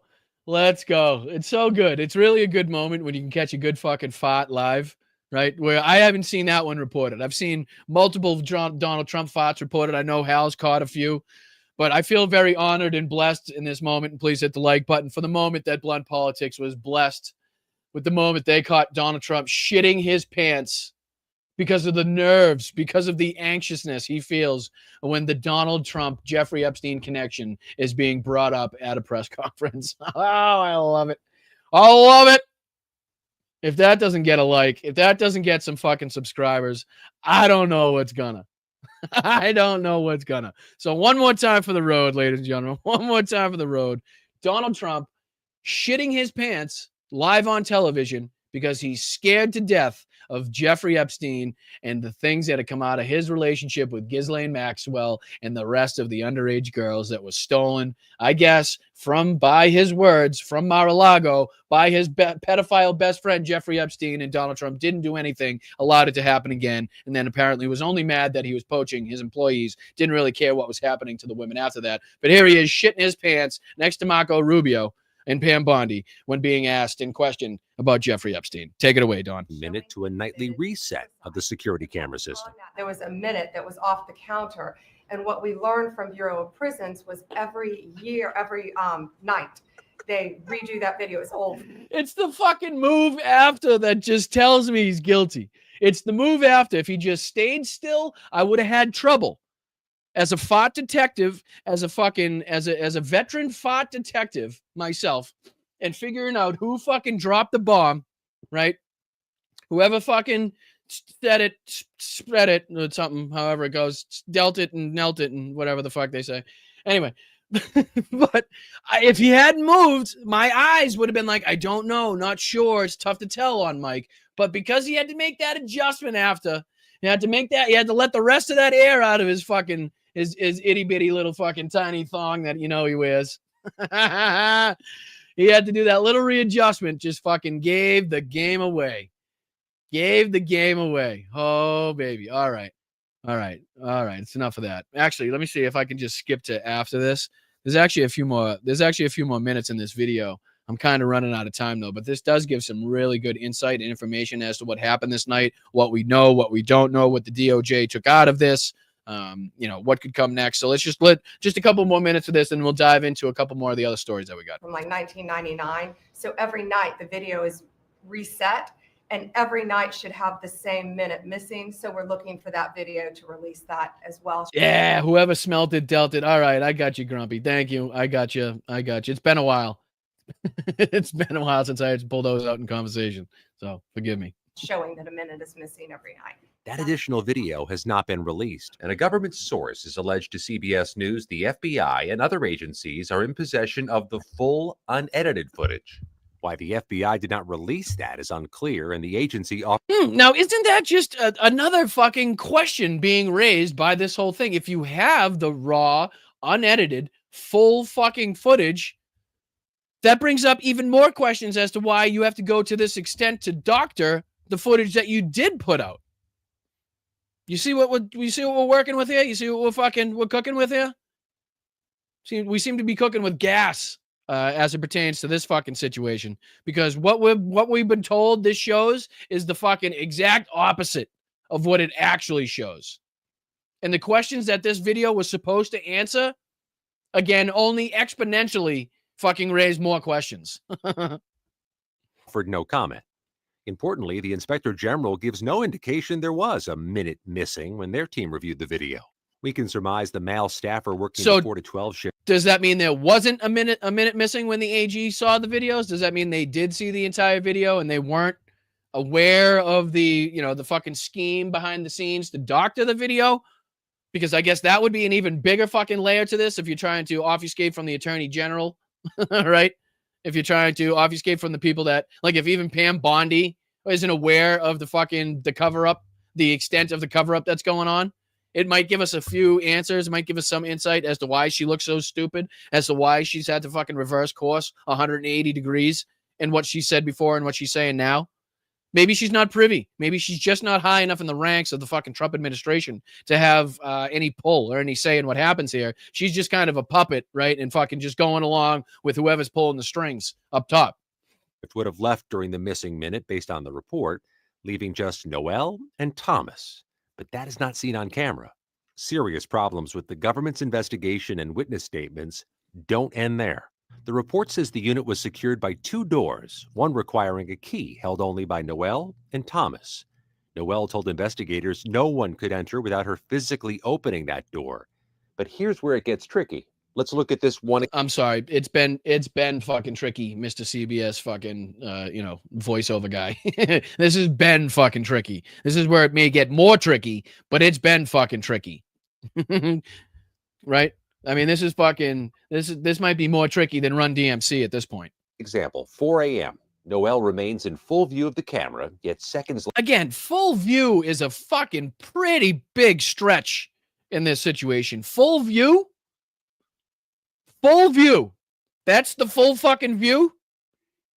Later, someone walks in and it appears. So, wait a minute. Okay, so let me get this straight. The woman, or who you're saying is a woman, that just 2 seconds ago walked in the same manner, in the same fashion as the second person, was clearly in video. But the second person, we have no fucking clue who it is that walked in the same area, what did the same exact thing? 4 a.m. Noel remains in full view of the camera. Okay, so apparently we know who that is, having walked in this general vicinity. But again, the second person, we don't know. Yet seconds later, someone walks in, and it appears neither Noel nor literally, basically in the same fucking frame, same camera shot, or Thomas let her in. The report is silent on this apparent contradiction. And even if there was no other key, both Noel and Thomas had ample opportunities to let someone in. At least a half dozen times, one or the other of them exits the camera frame in the direction of the door, all without explanation. We shared this with our forensic experts, who agreed there was no way to conclusively determine from the video whether an unseen visitor was or was not let into the Epstein. That's so fucking weak and lazy, though. I mean, that's literally what they want you to come out of this saying. Like, because this camera angle doesn't show anything definitive, we don't have anything definitive to say, right? So it's like, well, then what the fuck? What are we talking about here? Give us another fucking angle. Give us something else. There's got to be something. It's a fucking prison. You're going to tell us this fucking camera stuck up at the ass end of the corner here, getting nothing but the desk of the workers is the only fucking shot that we have? Get the fuck out of here. Unit. Although both Noel and Thomas have said no one else entered. At 6:22, either Thomas or Noel walk off screen again and reappear carrying food trays. Breakfast for the prisoners. At this point, based on the autopsy results, Epstein is believed to already be dead. According to Thomas's account, he arrived at Epstein's cell. All right. So a little bit of more information here. Jesus Christ. Got enough fucking sheets in this motherfucker? Who's he, fucking amnesic? The fuck? Anyway, so they are orange sheets, right? Okay. So they are orange sheets. So again, it is possible. I guess that leads us to saying there is a possibility that whoever was walking up those stairs that was unclear to see that we saw the orange may or may not have just been carrying loose sheets over their shoulder, his or her shoulder. But again, no answers for a reason from this view. Deliver his breakfast and found him in a seated position, his buttocks an inch from the ground. Oh, and thank you guys who have been so nice to donate. I appreciate that. $1 goes a long way. $2 goes a long fucking way, guys. It really does. A membership goes a long way. Signing up at patreon.com/BostonBrian. Joining us in our Zoom chats, that goes a long way. So I really do appreciate that the people that show in and show out day in and day out, come here and support independent media, whether it be for $1, $2, 50 cents. Everything helps. So I appreciate you guys. Thank you. Held up by a torn sheet tied to the bunk bed in his room. At 6:30, someone rushes in from off camera, according to the report. This was Noel returning to the desk to call for help after Thomas discovered Epstein. Epstein's body was quickly removed from the cell. Only Noel and Thomas witnessed him hanging. At 6:40 a.m., the video ends. Epstein's body is not seen being removed. Both Thomas and Noel have said they played no role in Epstein's death. They were charged with falsifying documents, but those charges were dropped as part of a plea deal. Additional clarification could come from a second camera mentioned in the report. It recorded an elevator bank in the same unit, although the report stated that it did not cover areas that would have included access to Epstein's cell. It would at least show a missing minute. We reached out to the Department of Justice to see about obtaining that footage. They referred us to the FBI, who referred us back to the Department of Justice. That's amazing. Just a fucking circle jerk they're playing, right? So I think it's DOJ missing minute here. Because I think there was, I don't have Daily Beast, but there is a Daily Beast article here that you can check out if you're, privy to the Daily Beast and, their articles here. The FBI has secret Epstein prison tape with no missing minute. Metadata revealed that the version released to the public was missing up to 3 minutes of raw footage. The FBI has a version of the surveillance video filmed near Jeffrey Epstein's prison block of the night of his death that, unlike the video released to the public, is not missing a minute of footage. Earlier this month, the Department of Justice released nearly 11 hours of CCTV footage taken inside the Metropolitan Correction Center intended to show that Epstein had died by suicide. And then, obviously, you got to pay to play, which, again, we know on this show how much problem we have at shit like that. The fact that you can't get information to one of the most high profile, pertinent fucking stories of, I don't know, the last 25 fucking years or more without having $2, $3, $4, $5 to come out of pocket is fucking insane. That's literally the opposite of what I'm trying to do here at Blunt Politics. I don't want to put anything behind a paywall. I don't want you to be forced to have money in your bank account or forced to fucking come out of pocket with money in order to get information, or in order to get entertainment or some fucking, satisfaction through these shows. That's ridiculous. I find it fucking stupid and absurd that places like CNN, places like PBS, places like fucking like weather, weather fucking websites now. Like, in order to get weather alerts, in order to get fucking emergency weather information, you need money now. Like, give me a fucking break, right? Give me a fucking break. Like, when does that shit end? When does that fucking shit end? All right, so we got about 15 more minutes here. Let's see what else we can dive into, because again, that is I definitely wanted to get into that one with everybody. Unfortunately, I always run out of time. You guys send me so many good videos, and I want to play them all. I think that's just a shorter video of the one we just watched. We did this one. Let's check out the Chris Hayes. Let's check out the Chris Hayes to round this out. Yvonne also sent me a good one from iHip. Maybe we'll save that for tomorrow's show. And then we still have that Tim Pool to talk about. Yvonne's fucking keeping me busy here. I think she's just rounding up everything on the internet and sending it to me at this point. There's also one that Tiff sent. Why don't we play that real quick? Because I didn't get to see what that was all about. So let me share this. Man, there are two topics where on any given. Sorry, I'm not even sure what this is. Let me put this in here. Oh, it's a Kyle video.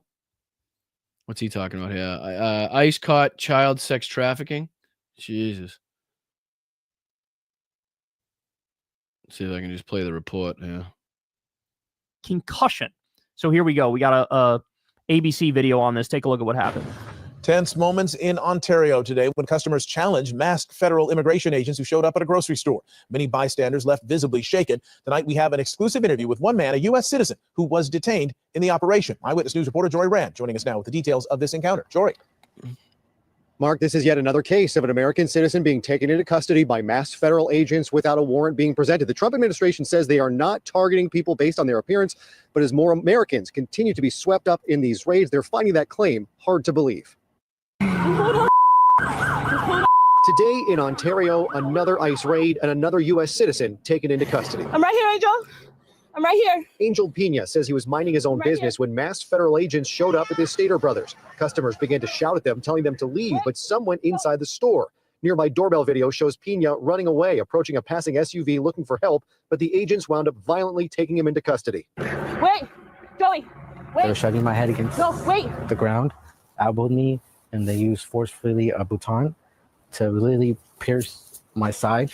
Pena says he tried explaining to the agents that he was an American, but they ignored him. I know. Just stop for a second. I told them I was born.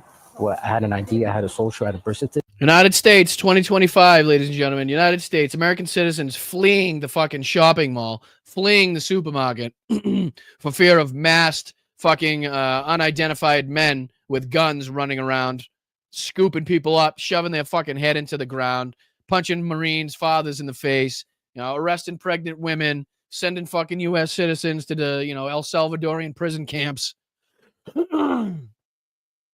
Rounding up fucking good, everyday, hardworking citizens at Home Depot and Lowe's parking lots as they're looking for a day's work, an honest day's work. So, just another instance. Just forget, and none of the officers, the ICE agents that were on scene, they didn't care about none of that. Only when a supervisor showed up was he released. Earlier this month, a federal judge here in Los Angeles ordered the Trump administration to stop ICE agents from targeting people based on their skin color, accent, or job. The administration said they were appealing the decision, and just last week, Homeland Security Secretary... You know what? I love seeing the fucking people there. I love seeing the fucking people there screaming at them. I do. And I always, what I always tell you guys, hashtag film and follow. If you have the time, if you have the energy, if you have the ability to fucking film these motherfuckers, to follow them, to impede their progress under any lawful means that you have, please do so. Give them a piece of your mind. Let them know what side of history they're on, and that's the wrong side of history. Let them know who they're working for, and that's a fucking pedophile, a rapist, Jeffrey Epstein's best friend, a fascist, an authoritarian, Tom Homan, a sicko, and Stephen Miller. And if you continue to work and to put on these fucking uniforms or lack thereof, then you're no better than the Gestapo. You're no better than the Nazis. You're no better than the SS, the black shirts. You're no better than Benito Mussolini and his crew. You are no better than. 0% better than. So thank you, Tiff. I appreciate you sending me that. Sorry we couldn't get more in-depth into that, but it's always good to keep an eye on what fucking ICE is doing, especially in this, in the SoCal area where I am. It's fucking crazy. I don't think we'll have time to get into the second half of the Trump interview, though. Let's get into the Chris Hayes. Actually, I'll leave it up to you guys. We got two choices.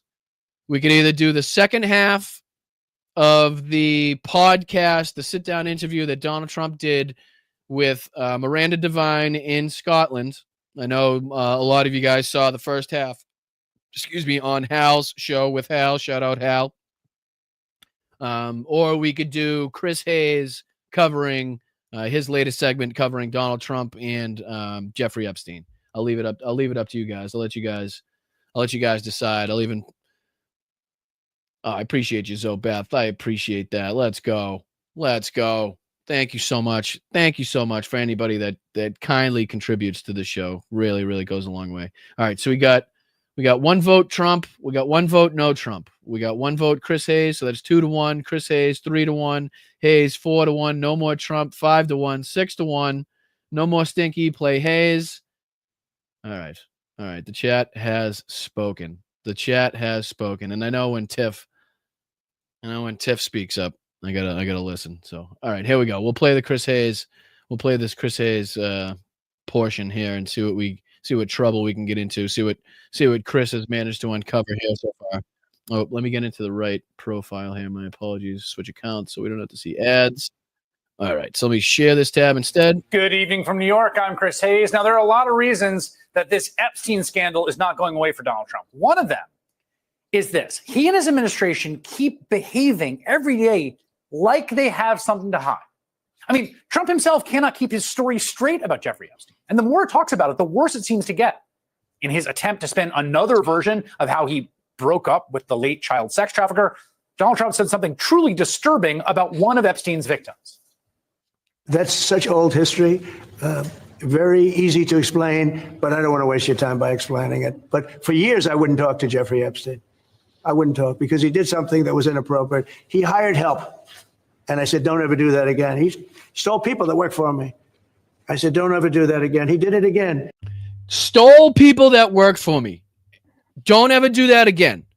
Wouldn't you think, the guy that you've hung around with for the last 20 years, you've fucking, ogled, underage women and it literally made him bend over in disgust with some of your statements towards the women that were dancing in front of you guys at that party. Don't you think that maybe what you should be calling him out for is what he's actually doing with the underage women he's then fucking procuring from your spa at Mar-a-Lago? Like, we don't give a fuck that he's taking your employees. Like, this isn't like one spa stealing the other spa's employees and fucking vice versa here. This is a guy stealing women to sex traffic them to the most powerful and rich people on earth to send them to a fucking island to be fucking abused and used like slaves. And he's talking about employees. Like, we give a fuck that they were fucking employees at Mar-a-Lago and that they were poached for some reason, like for business purposes, I guess, from fucking Jeffrey Epstein. And thank you, Libby G. Appreciate you. Appreciate that. Let's go. And I threw him out of the place, persona non grata. I threw him out, and that was it. I'm glad I did, if you want to know the truth.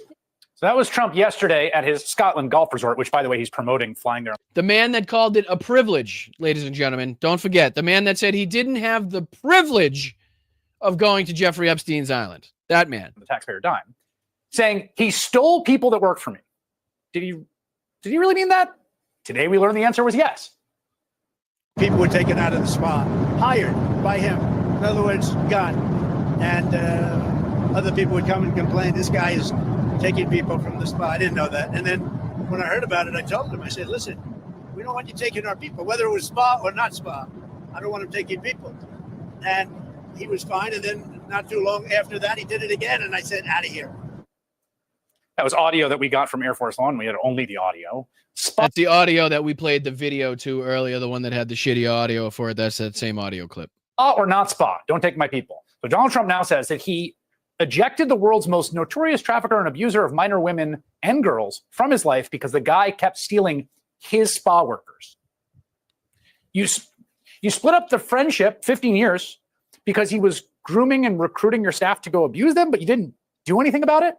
Right. Literally from Donald Trump's mouth, says he was told by multiple people that this was a problem, that Epstein was poaching girls from his fucking club.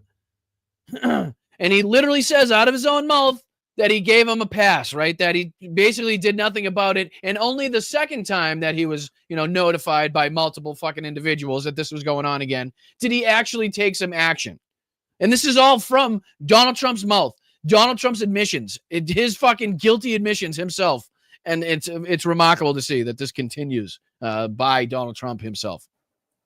It's a very strange thing to say. It's also a narrative that, like so much with Trump, has just this little kernel of truth buried inside it. Virginia Roberts was working in the spa at Donald Trump's Mar-a-Lago club in Palm Beach when British socialite Ghislaine Maxwell introduced her to multimillionaire Jeffrey Epstein. Oh, that's right, too. Man, I get so wrapped up in all of these things that let's play a little bit of this.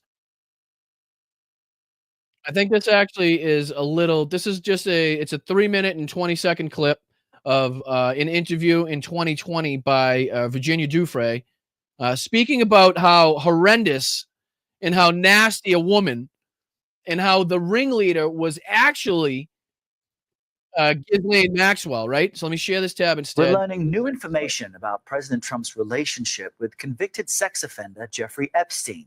And again, the more we learn about the relationship between Ghislaine Maxwell and Donald Trump and how fucking long-lasting it's been, it makes more sense now as to why this whole Ghislaine getting a pardon or wanting a pardon for some sort of testimony in return to help Donald Trump is actually something that's in motion, right? The president is now accusing Epstein of stealing young women who work at the Mar-a-Lago spa, and that includes Epstein accuser Virginia Giuffre. CBS News Justice correspondent Scott McFarlane reports. Returning from Scotland, President Trump offered more details about his falling out with Jeffrey Epstein. We took people that worked for me, and I told him don't do it anymore, and he did it. All right, we don't have to watch that again. You've heard that several times now. Here we go. Mar-a-Lago was one of Epstein's most outspoken victims, Virginia Giuffre. I think she worked at the spa. I think so. I think that was one of the people. Yeah. He stole her. According to her family, Giuffre died by suicide earlier this year.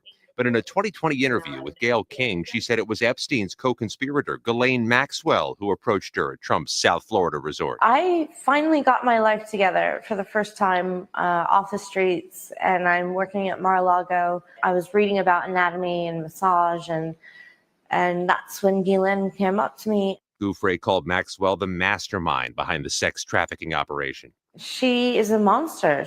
She's worse than Epstein. She's worse than Epstein. She did things even worse than Epstein did.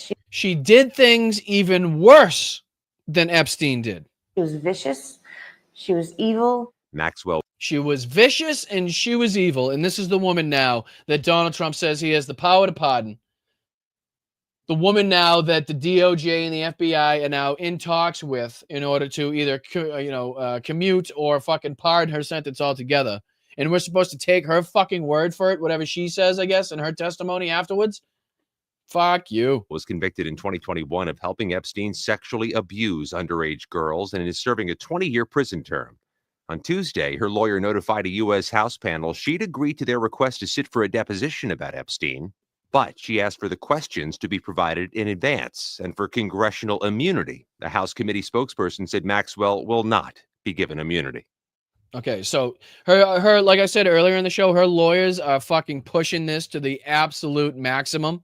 They are trying to get the most bang for their buck in this situation. They are trying to manipulate Donald Trump, Donald Trump's involvement in this situation, and the Trump administration and the power that they now hold over the DOJ and the FBI to get the most favorable outcome.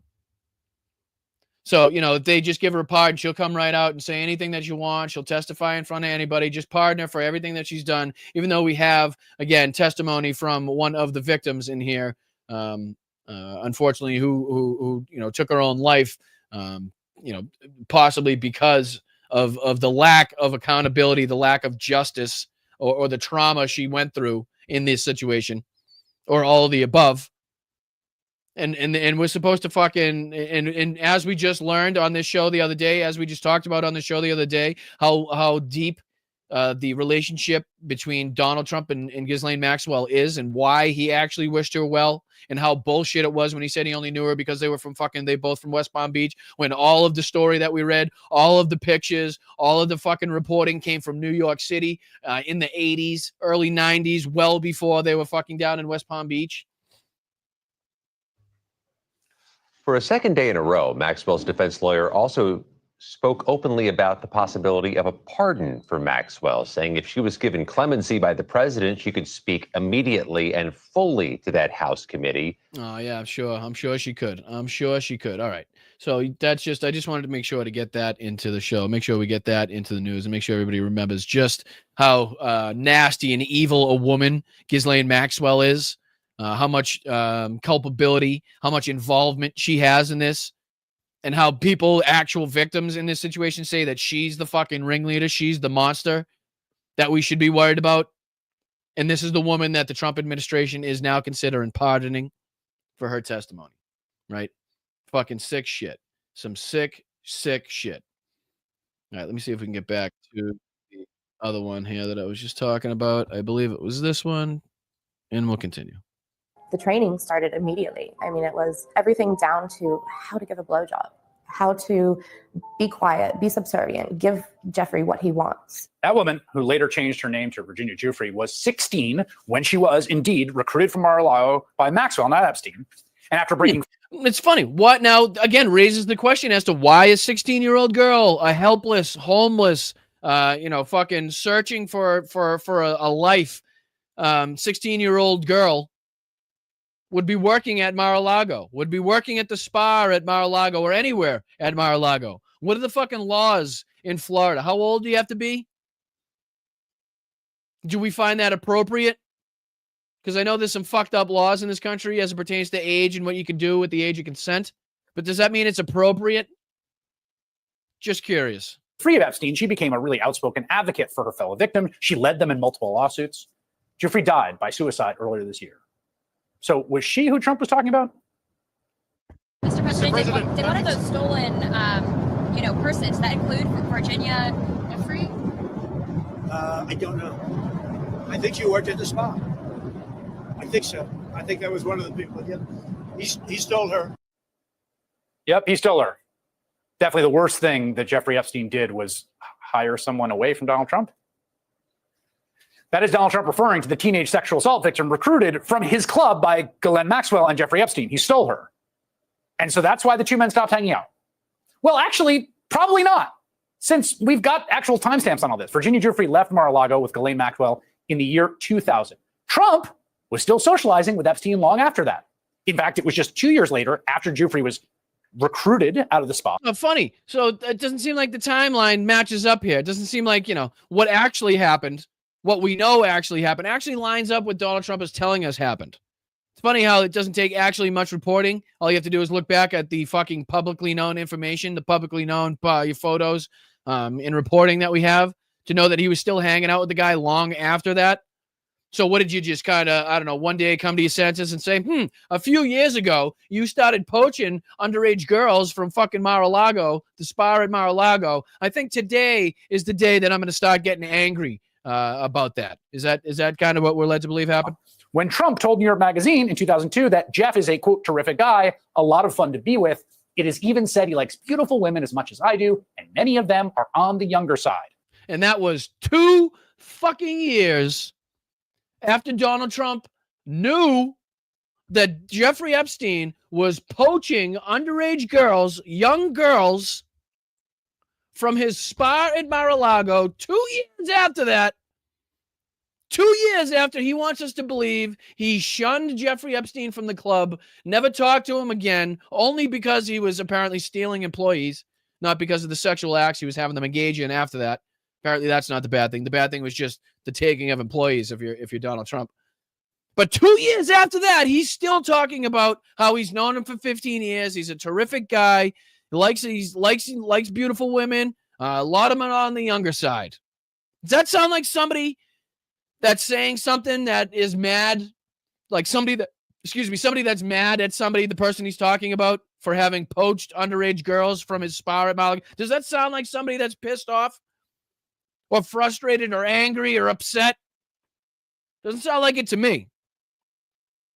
Sure doesn't fucking sound like it to me. And I'm sorry, unfortunately, we have run out of time for tonight's show. I do appreciate you guys joining me. As always, you guys are always fantastic. I am always so appreciative of you guys spending your time and your energy and your passion here with me at Blunt Politics. Again, I'm Boston Brian. Please hit the like button. Again, as always, we'll now get into all the super chats, the super thanks, super stickers, membership milestones, the Venmos that were sent, as we like to highlight and congratulate and thank everybody that contributes to producing this independent media that sells you nothing, gives you no ads, hides nothing behind a paywall. As I always say, bust a buck, try your luck and support independent media. What do you got to lose? For literally less than a gallon of gas, you could support this channel for an entire month. For as little as $5, you could become a Patreon member. Really, you have no idea how far it goes in helping continue to grow this. And again, I know a few people were giving me shit for having said that I quit my plumbing job, but I just want to make it fucking clear to everybody that because I quit my plumbing job, I no longer have that plumbing revenue.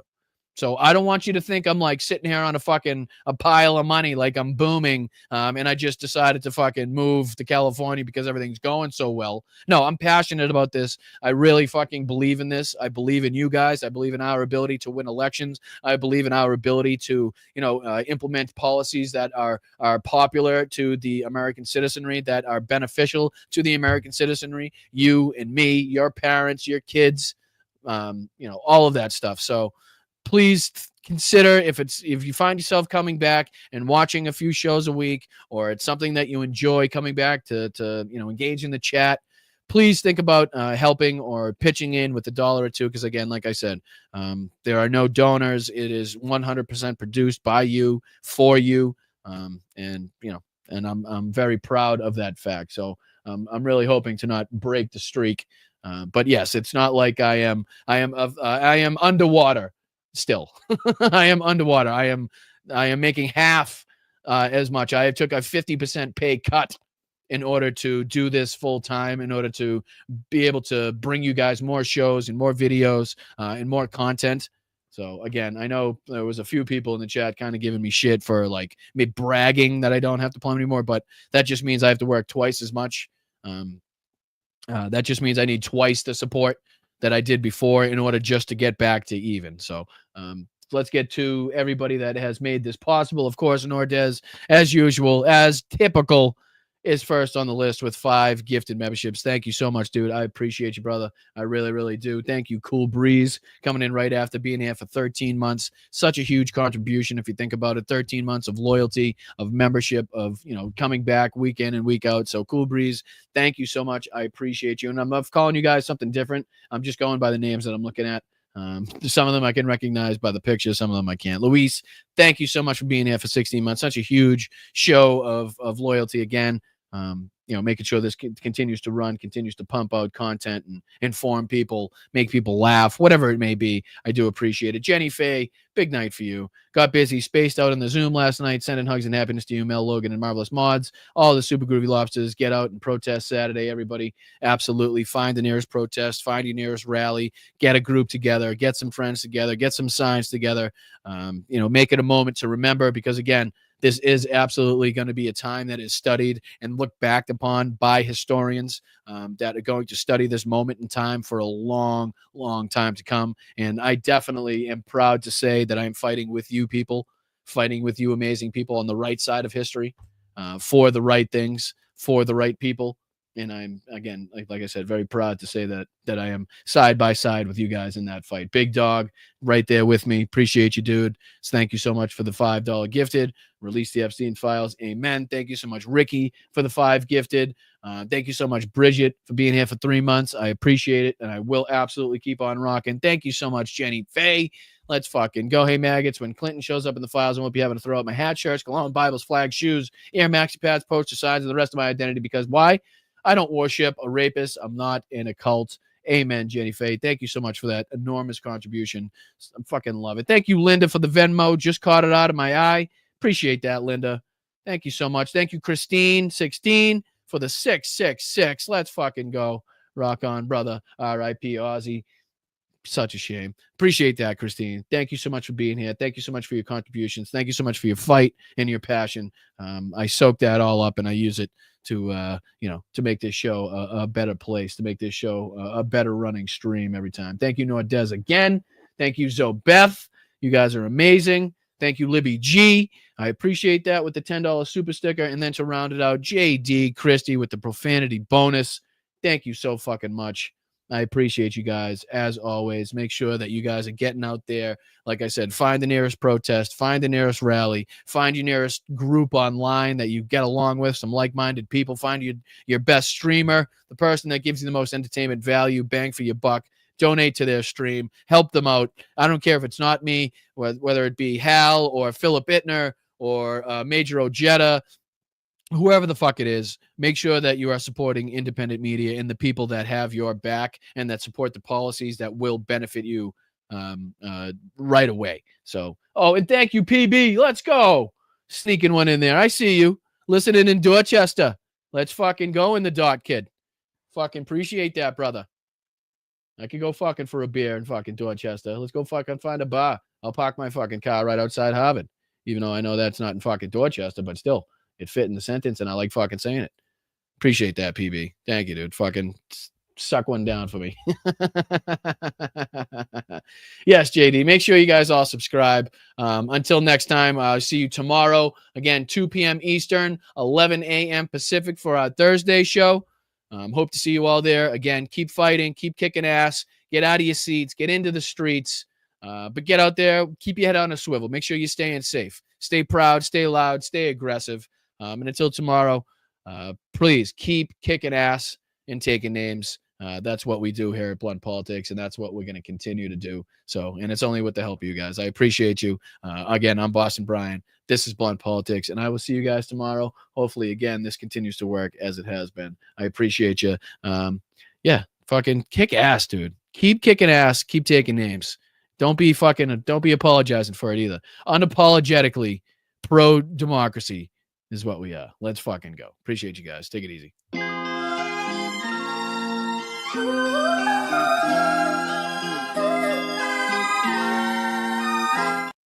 I do it every time. I do it every fucking time. I do it every time. I got to go to Venmo. I forget the Venmos every fucking time. God damn it. I'm not going to do it. I caught myself that time, though. I know I thanked Linda, but there's a few more on here. I don't want to miss anybody. This is important. Linda, thank you. Nancy, thank you. Nancy again, thank you. Thomas, thank you. Linda, as always. Thomas again. Jamie, Laurie, you guys are fantastic. Really, I appreciate you guys. Don't think that I don't see it. I really, really, really do appreciate it, no matter how it comes. So thank you guys. And always, I will see you tomorrow for the Thursday show. Keep kicking ass. Let's fucking go. We have the momentum. I really do believe this is the start, the beginning of the golden age for lefties, the golden age for fucking progressives right now, with the fury and the anger and the evidence against the Republicans and Donald Trump is fucking stacked up so high that this country has absolutely no other choice but to elect fucking hardworking, blue-collar, progressive individuals that have our back. All right, I'll see you tomorrow. I'm Boston Brian. Keep kicking ass. I appreciate you guys. Later. Thank you, mods. Thank you to all the mods. Tiff, Rox, Mark, Adam, Locata, fucking Andrea, Jen, all you motherfuckers. I appreciate you to my dying day. I really do. So thanks, guys. Later.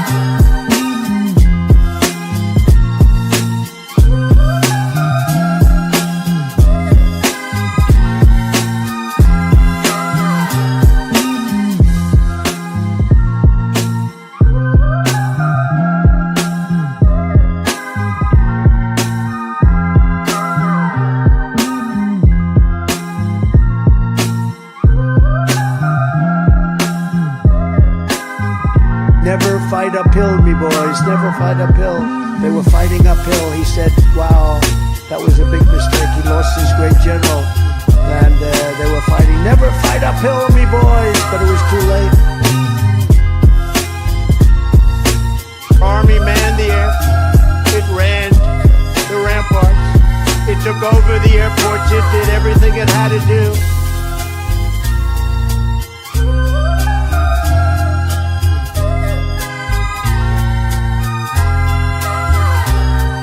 I mean, they've been conserved since the time of lobsters, right? There weren't trees around when lobsters first manifested themselves on the planet. Brian, you're drunk. You're drunk.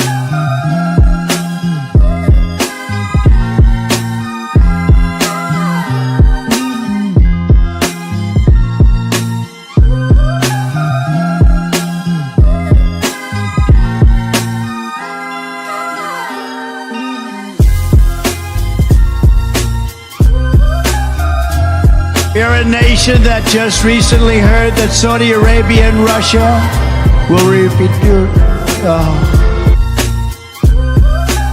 This week it was reported that an illegal thing, and you just look at this, what's happening.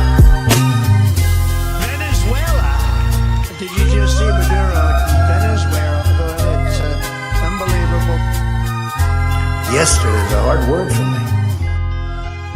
They call them dumps, big, massive dumps. White people are a mortal danger to you and your loved ones. I'm just an average guy who read public documents where the elite said they were going to enslave us and destroy America. And I'm not going to be like yuppies come and deny the threat to my country. I'm going to fight back.